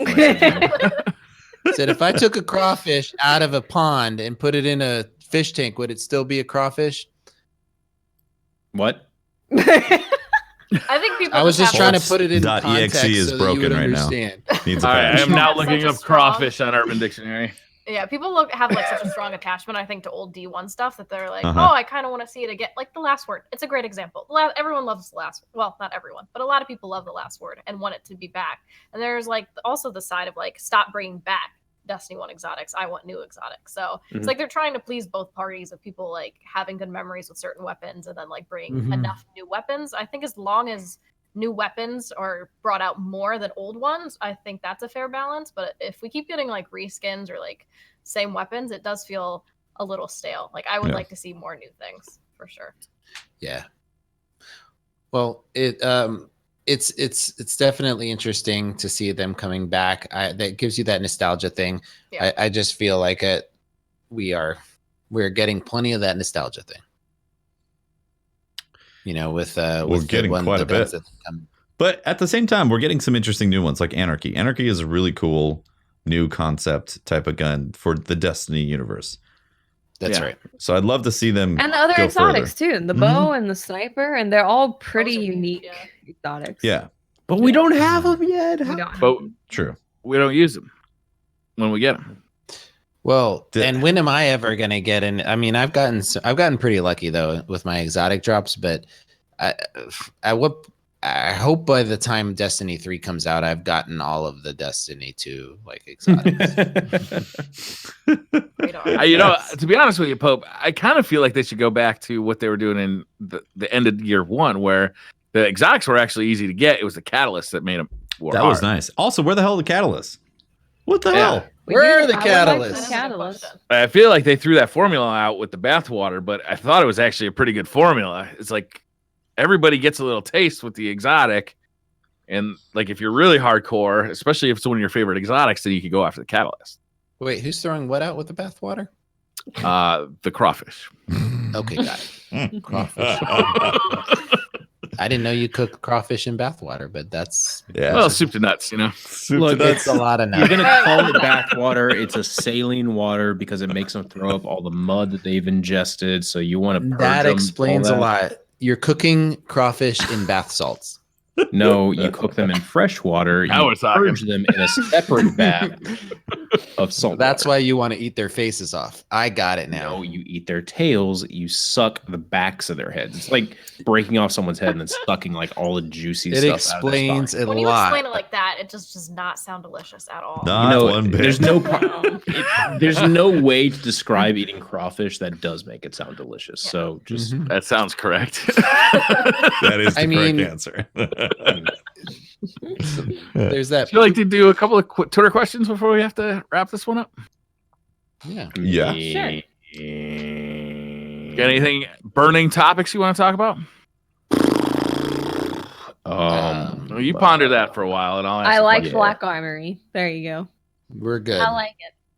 I'd say as an end game content extender, I think they've done a good job.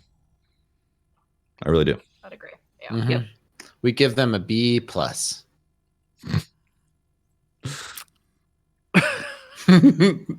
I'm sorry, I'm an educator. I have to put everything into a grade. That's the problem with our educational system, man. Why can't we get smiley faces?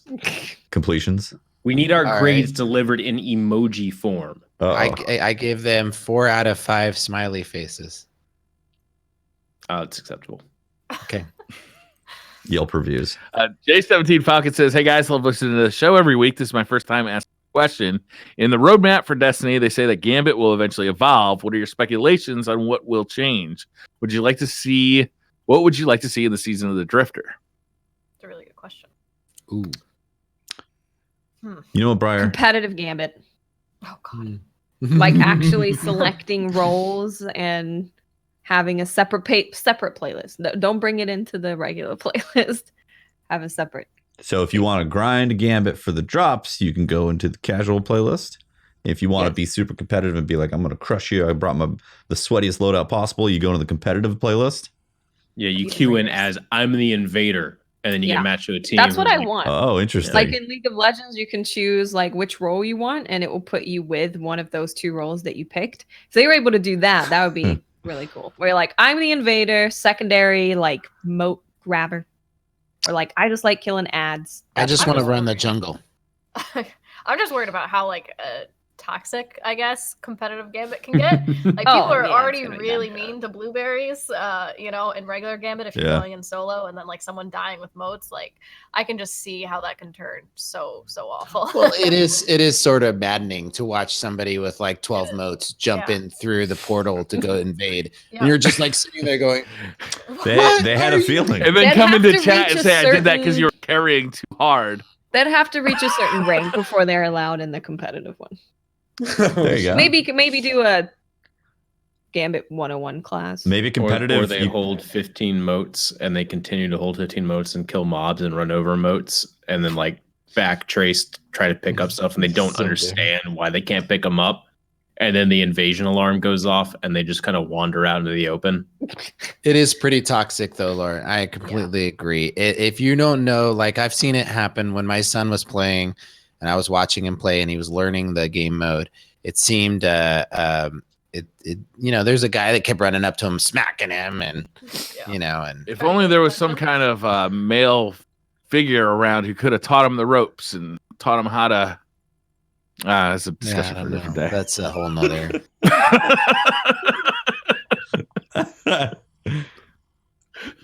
Oh man, I want more story about the Drifter, man. I want to know like what his backstory is, what he he's seems all about. pretty shady.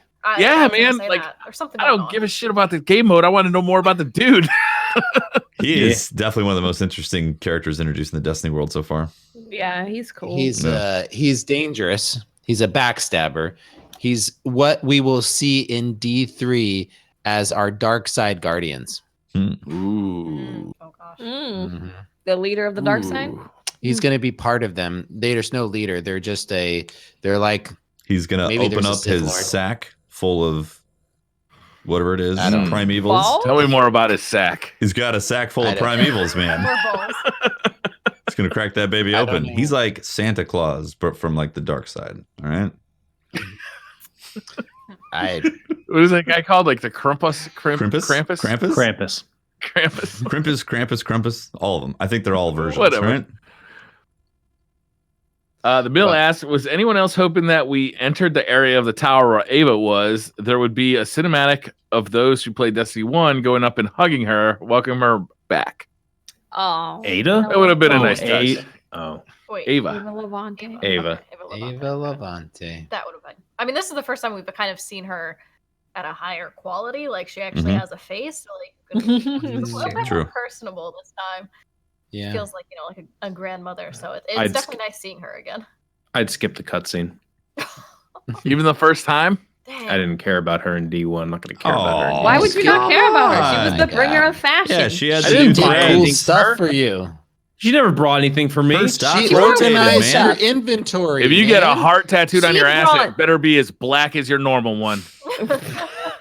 She brought Sparkle Pony to us. So yes, Sparkle Pony. Yeah. She taught us what an inventory management kiosk would look like had they continued to use inventory management kiosks in the future. She sold shit shaders. That's a tongue twister right there. She sold shit shaders down by the shader store. And some shit emblems. Yeah. Your Ava, your wares sucked. I have no attachment she had to you. Thunder Devil. She had good stuff. That was an amazing shader. Nope. She had Chroma. I only went to you and spent my glimmer to fill out my collection. Wow. And now we have Tess Eververse. Jesus. Because of people like magic. She got bought out. She got driven out of the tower. Serves her right. Where was she? That's a good question. This is baking cookies. We already had this conversation. She was there with a Thunderlord shooting bad guys. Oh, right. Oh, that's a mental picture that I appreciate. Yeah. Yeah. Uh-huh. Doing like full on Rambo. Manuel says, I already read that one. The Prince of Pettyvania says, love the show. I'm Pope Bear and Patrick's biggest fanboy. Why haven't we seen the Drifter's ghost? And do you think the Queen's mysterious guest was 801? Yes, no, maybe, and also I'm gonna say the Pillsbury Doughboy. That's the correct answers. That's canonical, right there. David Cotton says, "Was Alakul the Darkblade falsely imprisoned by Oryx?" No, Patrick answered it. That was canonical. Yeah. Okay. I don't know what's happening anymore. I nailed it, paying man. attention. When you nail it, you move on. Got it. I'm done. Good. Alec Hole, Darkblade, falsely imprisoned by Oryx. Yeah, he's awesome. Love him. Yeah, big fan of Darkblade. Yeah. Yeah. Also that Darkblade. that spite though. I Darkblade like spite. cool. Is he going to be in the new Marvel Universe movie, MCU? Darkblade was set up to be like the protagonist in a harem anime. I feel like I'd watch that. Harem? Me too. Harem Anime. Harem anime. I would watch it more if Oryx was the protagonist. Yeah, but you'd settle for Darkblade, right? I mean, yeah, but Oryx is. Oh no, I'm not gonna lie. If I had the choice between a Darkblade harem anime, Oryx harem anime, I'm gonna go with Oryx harem anime. He can get big too. Mm-hmm. Super right. You're borderline Just letting the Magic weebs Gathering out, right right? now. Come on. Weebs. Yeah. Oh my We're god. flooding in now. We're flooding in. You gotta have a moment. Just continue on.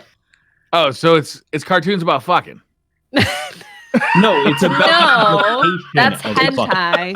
Porn It's No, different. harem animes never actually have fucking. In fact, they rarely ever even do hand holding or kissing. It's all about like, oh my god, who's he gonna get with? And then it goes on for 5 seasons and it goes to nowhere. God, that sounds painful.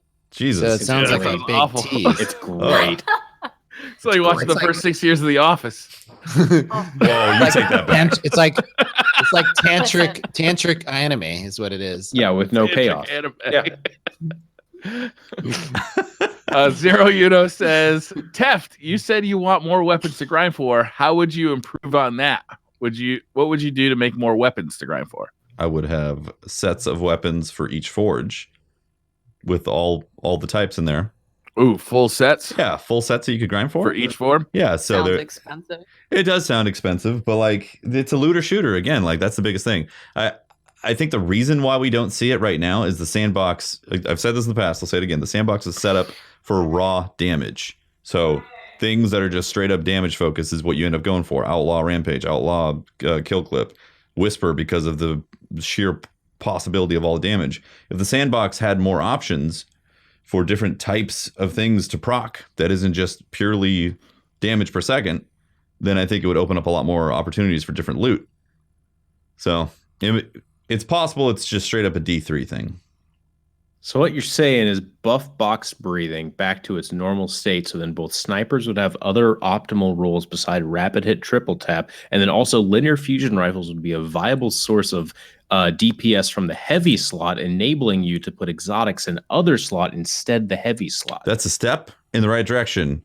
The next step would be to actually have inherent properties of things like arc, solar, void that do actually different things other than just break a shield. I'm enjoying it because then we could also have arc heavy or arc, void, and solar shields have certain properties to them. So then when you see enemies with separate types of shields, you know they behave differently, and That'd it be would great. bring it from more than just a matching game into a, oh my god, we got do you some approach them stuff on the game? Like, playing field. Straight up, I Yeah. think kinetic should be hit scan, and then everything else should have like bullet physics that do Gonna different stop things. you right there, Briar. Next question. 'Cause that's some bullshit that Teffy No, just it's threw not. out. An arc Teffy, bullet I'm should with- be an I'm with, actual bolt of lightning that like has. I'm with Holtz on that. That's total bullshit. Tell I'm him gonna why, have to Holtz. disagree with that one hard.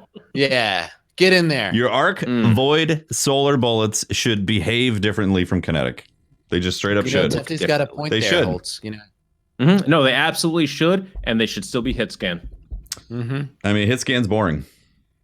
You know what? But it feels good. It feels good in PvP. It does. It does. It feels good in And PvP. PvE. I mean, let's be honest. Destiny is definitely mainly a PvE game. So Mhm. I If think they- when you Thank start you. changing stuff like that, I think you're gonna have more people upset when you start changing. Sure. That Well, I think it's an elegant way of making like crazy powerful weapons in PvE that people just won't use in PvP if they're not hit scan. That's true, right? I mean, if they maybe, yeah. like the reason the sandbox is the way it is because everything hits at the same time essentially, and it's all damage focused. If each element had a unique type of bullet, though, wouldn't that make it harder to make more unique weapons, because then how do you differentiate between one arc gun to another arc gun, because it still needs to have the same type of bullets and behave the same way. Here's where we get in the conversation of Magic the Gathering and how the color pie is I one feel of like the most... Borderlands is really the way to look here. So fun fact, Borderlands heavily based on Magic Super color Smash Brothers? pie. Color pie. Yeah, I'm saying the color pie, where every single color in Magic the Gathering is heavily based upon certain attributes and more about the feeling of every single color, where each color has, a certain. Okay, look, at this point I'm rambling, but the point is that if a solar weapon didn't just say, each solar weapon does damage over time, solar weapons would represent the power of flame, aggressiveness, favoring harder hitting, slower firing over other types of things. Then there you go. It's more of a set. It's more of a set of parameters than an absolute one thing. That's an interesting point. And then also enemies having different shield types would also, their characteristics would be different. So the fire dudes would be aggressive. Mm-hmm. Right. And then the void ones would be sneaky and there you go. There you go. Yeah. I like that. That's a good idea, actually. We should work at Bungie. That'll never work. That would never. Do I have more time to fill one of these up? Yes. All right. Cool. Dayman says, do you think the power leveling system needs to be more streamlined? Not saying it needs to be casualified, but it would be nice to have some sort of system. That would be funny, Pope, if we just ended it. Yeah, I know, ended it. Okay, so do you guys think the power leveling system needs to be more streamlined? Not saying it needs to be casualified, but it would be nice to have some sort of system that doesn't rely as heavily on RNG. I think that's kind of what the Forge is partly, because you can at least choose the powerful weapon that you're getting, right? So then when we have all forges open, we can do that. So I like that. Maybe if they could extend on that, like you could forge specific armor pieces. I need a follow-up question to Dayman here to find out exactly what his problem is. Like, did he get 6 drops in a row that were all power weapons? That's his major complaint. Or did he just not level up enough, or what? Or did he just want to do it faster? Did he not like the weekly pursuits? I'm not exactly sure what the question is. I think RNG sometimes is a bitch, and you said you get those 6 powerful weapons, and you're just or heavy slots, and you're just all that grinding I did for that was useless. So, and you get unlucky, and it's kind of a shitty feeling. But yeah. So they could I don't know how much they would change that, because I think a lot of Destiny does, unfortunately and fortunately, rely on RNG of random rolls, all that stuff. So I think if you take away too much RNG, I think that kind of defeats some of the special feelings of getting a really cool drop of that final. I just got for example, if you get a class item and it finally drops for you, it's such a good feeling when you finally rank up. So I think if they take away too much RNG, it won't feel as good. I wouldn't mind seeing a knockout system though, where if your last powerful drop was a special weapon, your next one is a lot less likely to be a special weapon. I think that's the biggest thing. I wouldn't mind seeing that. That's a good compromise. Yeah, that would be. That's smart. We should work at Bungie. Yeah. Honestly, I think it'd be okay if it literally the last thing that you got, it's impossible to get that again, that class or that section. Yeah. So you don't get it. Definitely would be very helpful if you're like back to the casual player. If you're playing and you get, that you can, you're what you're getting next in some sense, not exactly, but so you're making a progression. Smart loot, yeah. You're not supposed to get so many duplicates, something like that would be nice. Mm-hmm. Yeah. Yep. For instance, when I was grinding for the raid this time, I did the Nightfall, and I was kind of dumb, and I did the Nightfall and the 100K Nightfall in the same run, and I got 2 chest armor drops, and I was like, well, that's completely wasted drop. Yeah. Yep. Chris says, if you had to play one activity in Destiny for the rest of the game's lifespan, which one would you play? PvE. Just all of it. Does that count? I'm with Watts. That's my answer. I'm with Watts. Yeah, PvE. That's the answer. That's canon. Let's move on. Yep. Man, you know what? If you're gonna send us a question, like at least make it hard for us, right? I mean, that's. I mean, more specifically, I would probably in like PV. Like if I was picking PV and what specific activity in PV, I would probably say raid.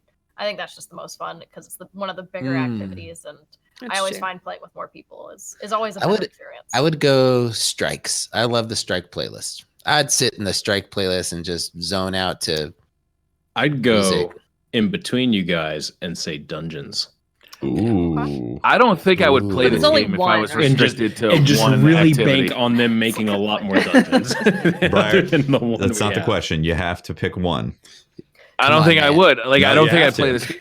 You have to. There's no choice. I just don't think I would. I just don't think. Yeah, you can't quit. You have to do it. You're forced. It's not the game for me. It's not an option to quit. Yeah.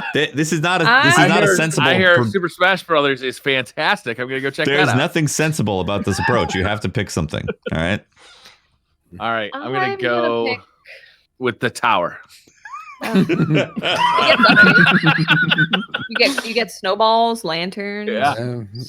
Yeah, you get to. I hear there's a new holiday coming around. I'm playing the Forge forever. Forge is nice, yeah.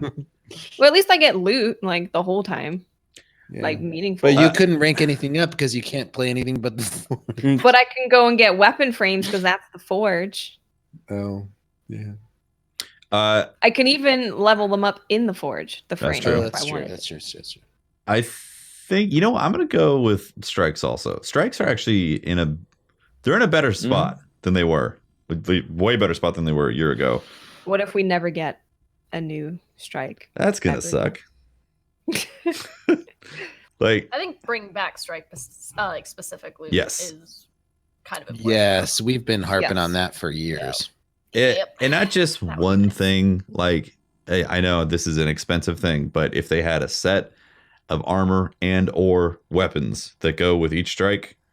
Oh God, that does sound expensive. Boy, that'd be awesome. If that's an expensive thing, is there a way we can make it less expensive? Yeah, like, is there a way to streamline the creation of weapons and armor that makes it less expensive? Maybe spend less time making the dawning armor that nobody's going to wear anyway because it doesn't have good perks on it and makes some strike specific stuff. I'm with Briar. Like, is there a way that they could fix the tools to make those that randomizes it somehow? Like, Briar, I'm gonna tell you an analogy here. Yeah, listen up, Briar. Is this gonna make sense? It's gonna make total sense. I don't even. Can we skip it then? I don't even know where I'm going with this. All I know. All right, can we skip it then? When I'm editing photographs, I have an idea that I'm going for, and I know I am very well versed with Photoshop, and I know exactly like how to do stuff. It's still going to take me a while. If someone is getting into his review voice, if someone is setting about creating something, it's not necessarily about the tool set. It's not necessarily about all these other things. It's more about how much time it actually takes to just have that raw artistic input and create. So maybe the thing that they want to do. Maybe it's a system that we need to change. Maybe we need something more like a randomization system. Where you can have a basic gun that's like handcrafted, but it can drop with different scopes and different handles. You're getting to the heart of the issue of Destiny as a whole. I didn't say the B word, Tefty. That was you. You said it.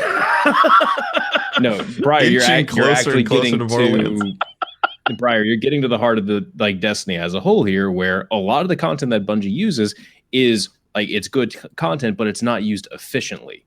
We have a lot of different armor sets that are made. We have a lot, or arguably too efficiently, like your one Iron Banner weapons. that in itself, I think I think that's using stuff efficiently, but not in the right way.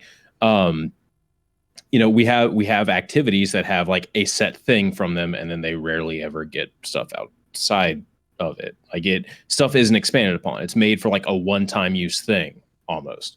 And it's never, you don't get much that's done to improve it or extra iterations from there on in. That's like the biggest problem is like the Forge weapons. Like, why can't we have random rolls of the Forge weapons? What do you mean? Like, you reuse that content. That's great. Those are really interesting weapon models. There are random rolls. There are random rolls on them. Sorry. I literally meant Osiris. I'm sorry. Okay. My bad. My bad. I completely realized how it obviously sounded like I meant the current forge, which makes a lot more sense. I was really forge confused. that Like, has singular possibilities. My bad. I didn't want to correct I you, meant but like the Osiris Forge weapons. Those are all really unique weapons looking. Okay, there you go. And they have been completely forgotten about. Okay, there you go. Forgotten. Yeah. Like Yeah. They were really cool. I like the look of them. And just throw him in the new forge. Like, just forget Brother Vance. He toss can't him even on bake Nessus. He didn't even get a gift this year at all. Yeah. We He can't didn't even give deserve Brother one. Vance a cookie. So He worthless. didn't deserve one. Nobody wants to go near Brother Vance. He's too creepy. Yeah. Dude, he took a whole different turn when that like expansion, like little thing Yeah, came real out. Obsessed. I'll say. Real Yeah, it obsessed. was just like he's the guy breathing on your window outside your bedroom late at night, and you're like, How are you floating? I'm on the second floor of my apartment, sir. Yeah, I agree though. I think if we could take those weapons and just throw them in the new forge and get random rolls on them, or that'd be awesome. strikes. Like, what if they, put those in the strike playlist? Remember, okay, check this out. Remember in D1? Put them anywhere. Remember in D1, we had specific weapons that would drop in playlists? Like Eyes Luna was the famous one. It would only drop the Crucible. There was only a few weapons that would drop in strike playlists. Like, I don't remember what they were, but there was specific weapons that would drop in specific locations like that. I missed that. One of the 2 bursts pulse rifles would only drop in strikes. The Omnigold one? the Omnigold strike, yeah. No, not that one. But there was the Ice Luna dropped in one of the strikes. Eyes Luna? Did it? No. Yeah. I thought it was only PvP. Eyes Luna only dropped in Eyes PvP. Luna sure it was was only only PvP. it was only PvP. Mago Loop has a strike reward, but I'm talking about like any strike you completed at the end, you might get one of these legendary weapons. And Oh, they I have was separate thinking about the loopholes, Fate Bringer, the fake bringer Ice Mago Loop. Mago You're thinking Loop. that, That and that was a strike reward. Yeah, for that was Vex, a strike reward. Vex specific strikes, yeah. Yeah, that was cool. Yeah. Like, yeah, that stuff was cool. But, it's weird. There's a lot of underutilization of the content that's in the game that could really be added all across. Word to your Would mother. people Word. be mad if they brought back for the old forge weapons and Yes. could be random rolled? Yes. Reusing old But weapons. fuck it. Will people be angry I at video agree. games? Yes. Yes. Yes. Yes. Will man scream at cloud? Yes. Will people be angry? Yes. Yes. I mean, a lot of those weapons felt really good, and Yeah. we never used them because the rolls were like meh. So Meh. I really like the hand cannon That'd that be came out of that. Yeah. And yeah, West of Sunfall was really good. Mm. Hand Oh, the other cannon one, the other with one. auto. No, it was the other one. It was No, the like good one. Lots in her 180s. Yeah. 180 RPMs. Oh, West of It was Sunfall. the Jack of something. Jack 3 of Jack Queen King. Jack Queen.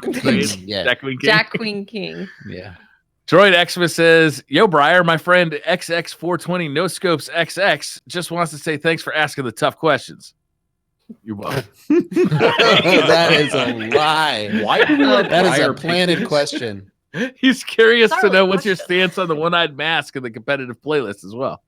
What do you guys think about the I one-eyed don't mask go in to that competitive? awful place anymore. I heard it's extremely balanced and well thought out for how it plays with the competitive playlist, and If Is that everyone our has canonical it, answer? it's balanced. super balanced. Yeah, but not everybody has it. No, That's their problem, not mine. I know when I got it, the first thing I did is go into PvP and teabag people that I killed with it. There you go. Nice. Wonderful. I felt like it was appropriate for me to get that helmet and do such a thing. It was like indicative of the Yeah, mask. It just Yeah. screamed. you got to put that energy out there. Share it with the world. Right. It shows you get the easy kill and there's only one thing to do. Teabag him. Crockpot says, "Question to all hosts: If we know you don't read the YouTube comments, what is the best way you prefer to receive positive feedback? Thanks from viewers on videos. I don't get to watch much Twitch and save YouTube videos to watch at work. Thanks." Liking that's a a good video is question. good. Liking a Liking, YouTube yeah. video makes a difference. I read a lot of I read through Twitter quite a bit. By Twitter. By yeah. this point, I've blocked and muted every toxic asshat in the Destiny community. So if you haven't been blocked or muted by myself or the DCP account, please comment on this video so I can make sure to block and mute you. Thank you very much. For me, definitely Twitter. Twitter is like the best place. I have noticed something weird has been happening with Twitter, though. Some people will at me and it will not show up. I don't know why. I don't know if it's something up with my account. Have you turned off the curated back on thing? Yeah. No. Have you tried looking at your mentions? Yes. Yeah. Oh wait. Okay. Yeah, let me click on that real quick. I don't know what's going on with it, but like just it feels very random. Yeah. But that is, even with that bug, I would say that's the best one. If in fact, if that is happening, reply to something that I tweet, and then if I click on the replies for that tweet, then it will show. But it won't, like, some people just straight up don't get shown. It's weird. On mentions.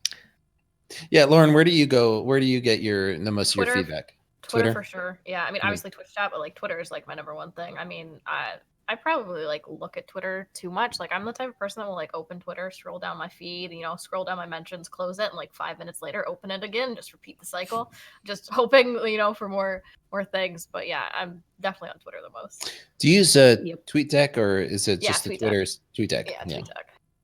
Super. I like it too. Wayne says, when I was a teen, I would superstitiously lace up my shoes in a certain way before a game. Did you or do you guys have any superstitions in life that you believe give you good luck, and what are they? Yeah, I have them. I have one. What is it? Let's hear it. So sounds pretty juicy. We've seen the Pope RNG wallet. We've seen it. It's got a picture of the Pope in it. I do. I have a wallet that I've never lost, and when I did lose it, I found it. I lost it on a beach in Santa Cruz underneath a whale or a walrus. A whale. Something under like whale. What is it? My wallet was huge, gone. I don't like gigantic. And I went back You're in there Pinocchio? like half a day later, and it was still there. But anyway. Long story short, when I was bike racing, I superstitiously needed to wear a new pair of socks before every race. And I felt like that was what I needed. And I would freak out if I didn't have a pair of socks. Brand new. Socks. They had to be brand new. So for me to get ready for every race, I would go to make sure to pick up. And I liked crisp white socks. And if I showed up to a race with a brand new pair of crisp white socks, I was ready to race. But I'd be mentally just out of sorts if I didn't have it. I think this makes perfect sense, man. Like the feeling of a brand new pair of socks is great. It is great. It's great. If I could wear brand new socks every day, I would do so. And it turns out if you actually do that, you end up getting like a horrible rash due to some of the chemicals that are on them. Basically, you actually do have to kind of way to ruin it, Holtz. I want to see the data to back that statement up because I think it's bullshit. Yeah. What about some? It was on Reddit like 3 years ago, so it's official.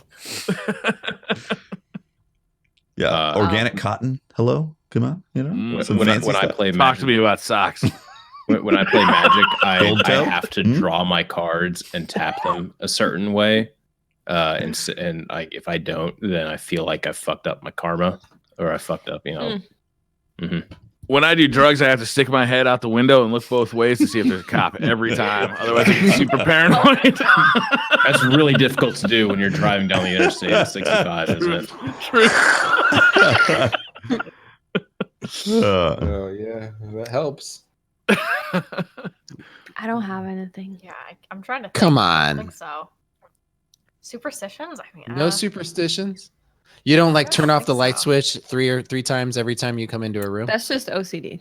Yeah, that's OCD, right? I mean, I definitely like certain things positioned like on my desk like a certain way, but I don't think that's like superstitious. It's just preference. Oh, interesting. Here it goes. If you have tuned into Patrick's stream at all in the past week, it is just a Jiggly stream. Yeah, Jigglypuff. It's nice. Jiggly. It's good luck. I have gotten so many exotics. Because it's not going away. So your superstition is Jigglypuff. Yeah. Jigglypuff just brings good fortune and luck. That's a superstition. That's the definition of a superstition. No, it is clearly absolutely it is a superstition. clearly is like empirically Is this gonna be another I'm not nostalgic conversation? Yeah, I can have my cake and eat it too at the same time. Exotic conversation since I put the puff on the webcam.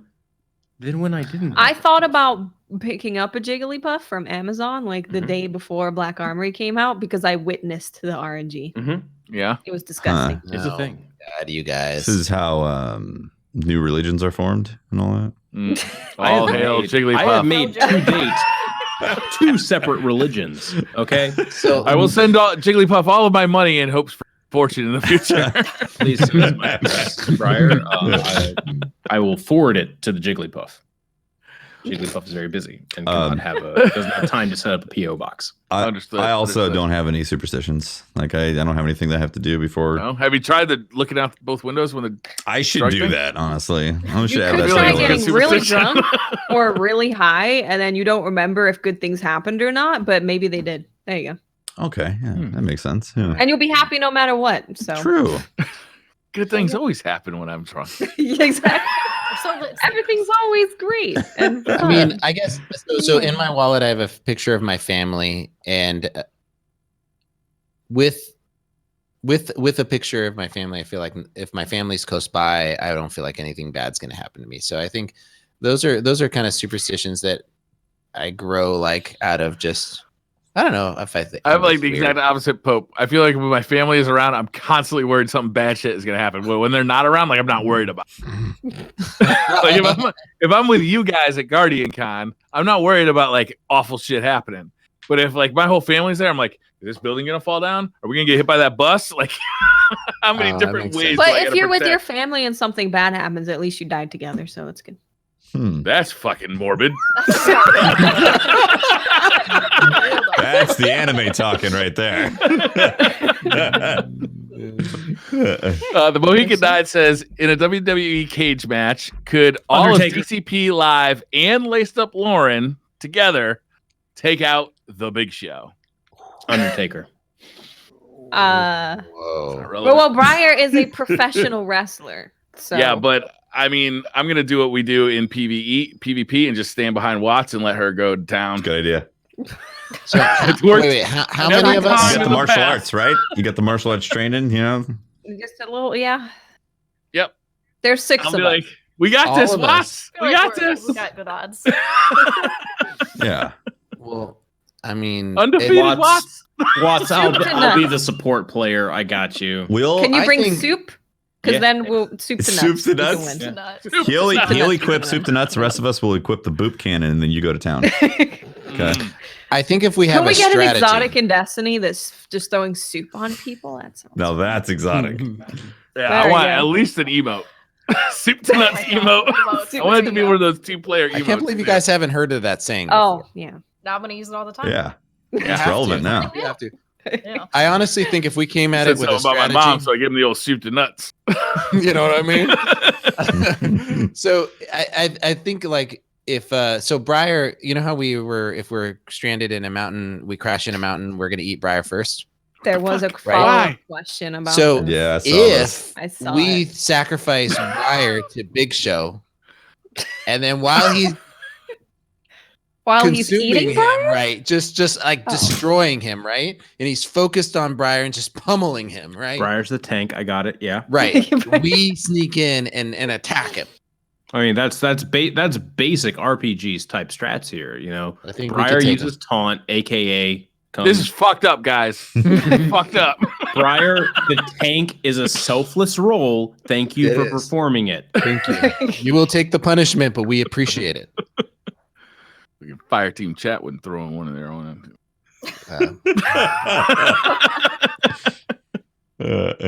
Hugo Rune says, as Christmas is nearly upon us, which is the greatest Christmas movie of all time?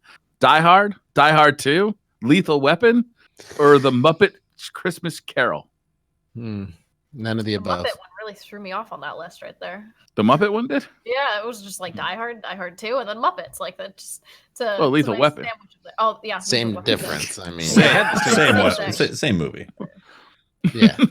I mean Lethal Weapon and The Muppet Christmas Carol? Yeah, I mean they're essentially Christmas identical. Story. I would say, yeah, Christmas Story is probably the most classic. That or Home Alone. I love the Home Alone movies. Not an option. You're off the reservation here. Well, that's not my problem. That's a good point. The question didn't account for it, so it's fine. That's true. We're only pitch and hold to those options. Mm-hmm. I protest and I refuse to answer.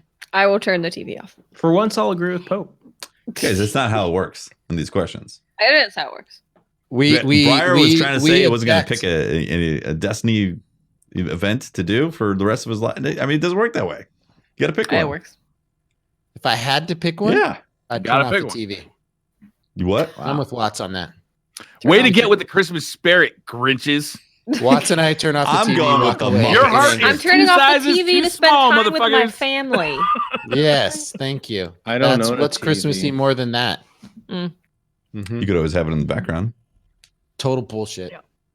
I don't know a TV. Sorry. You keeping up, Pat? I'm good. Look, You're gonna have a hard time editing this podcast afterwards. It's gonna be a fun fortunately, show. I got pages of shit, pages of notes. It's great. Pages. Pages. Plural. Hawkeye You says, got all the best how many answers. pets is too many pets? None. There is no limit. It's impossible. Do you live? Three. Do you live on Three a farm? pets is too many. 2 is acceptable. No. 1 is optimal. 3 is too Three many? is too many. 4 is Three is not too craziness. If you have 5, as we do in this house, shit's got to change. What if Are you you have not all? thinking you're Is it a children? cat or dogs? Cats or dogs? We have Like, 2 that's- dogs, 2 cats, and a horse. Oh, wow. Okay, that's a lot. Does the horse live? The horse isn't That's technically Horse is in the house. Is the horse? Yeah. Not technically Just in the galloping house. around. Oh, That's man. when a horse goes by. What if they're Briar's all camera. hamsters? Yeah, what if What they're if all they're all hamsters? what? Hamsters? What if they're all Hamsters. hamsters? That's too many hamsters. What if they're Of all? course not. What if they're all crawfish? What is missing in your life that you need 5 fucking hamsters? Maybe A 2 family? fucked and made 3 more. Maybe you use them and they die often. Yeah, seriously, they fucking. You go through those things like paper. They don't live. What for do you very do long. with these hamsters? I'm just saying. What is the expected lifespan of a hamster? If my second grade class was to mean anything, I'd say probably about 8 months. No, it's like 2. It's like 2 to 4 years. No, if you have small children, they last a lot less than that. It's Yeah. about 1.5 to 3.5 years. Now imagine an Yeah, entire there you go. classroom of second graders. You can scare them to They death. never you stood a can, chance. You can scare them to death. Like children. Don't give. Oh, pets you know what'd to be a kids. fun They're terrible. animal to have around is one of those goats that like freezes up when you scare it. That shit would be hilarious. What goat is this? Like, every time you walk outside, you'd be like, It's not a lamp, Brian. You gotta like. You gotta like go you know. yeah, I'm saying with my answer. 2. 2 is the correct number. 3 is too many. But Briar, you have a horse. That has to account for more than a 1. That is technically Yeah. 1 pet. That's like no, that's like no, 5 pets, man. Horses are No, that's temperamental. 1 pet. That's easily 5. Horses are really temperamental. No, Is a man. horse even necessarily a pet? I think Absolutely. a horse counts. The pet counts as how much food and poop you need to purchase and pick up after that Purchase said animal. We're Mm. purchasing poop. Purchase food and pick up poop. Purchase poop. Never mind. Okay, Pick- I think if Anyway. you feed it right, you can actually sell the poop. Yeah, What? you can. Yeah. You can sniff the methane. You can get. Oh, I'm horsing mean- wrong. You are not horsing right. God. Oh my gosh. Man, you don't have to look both ways when you're doing that.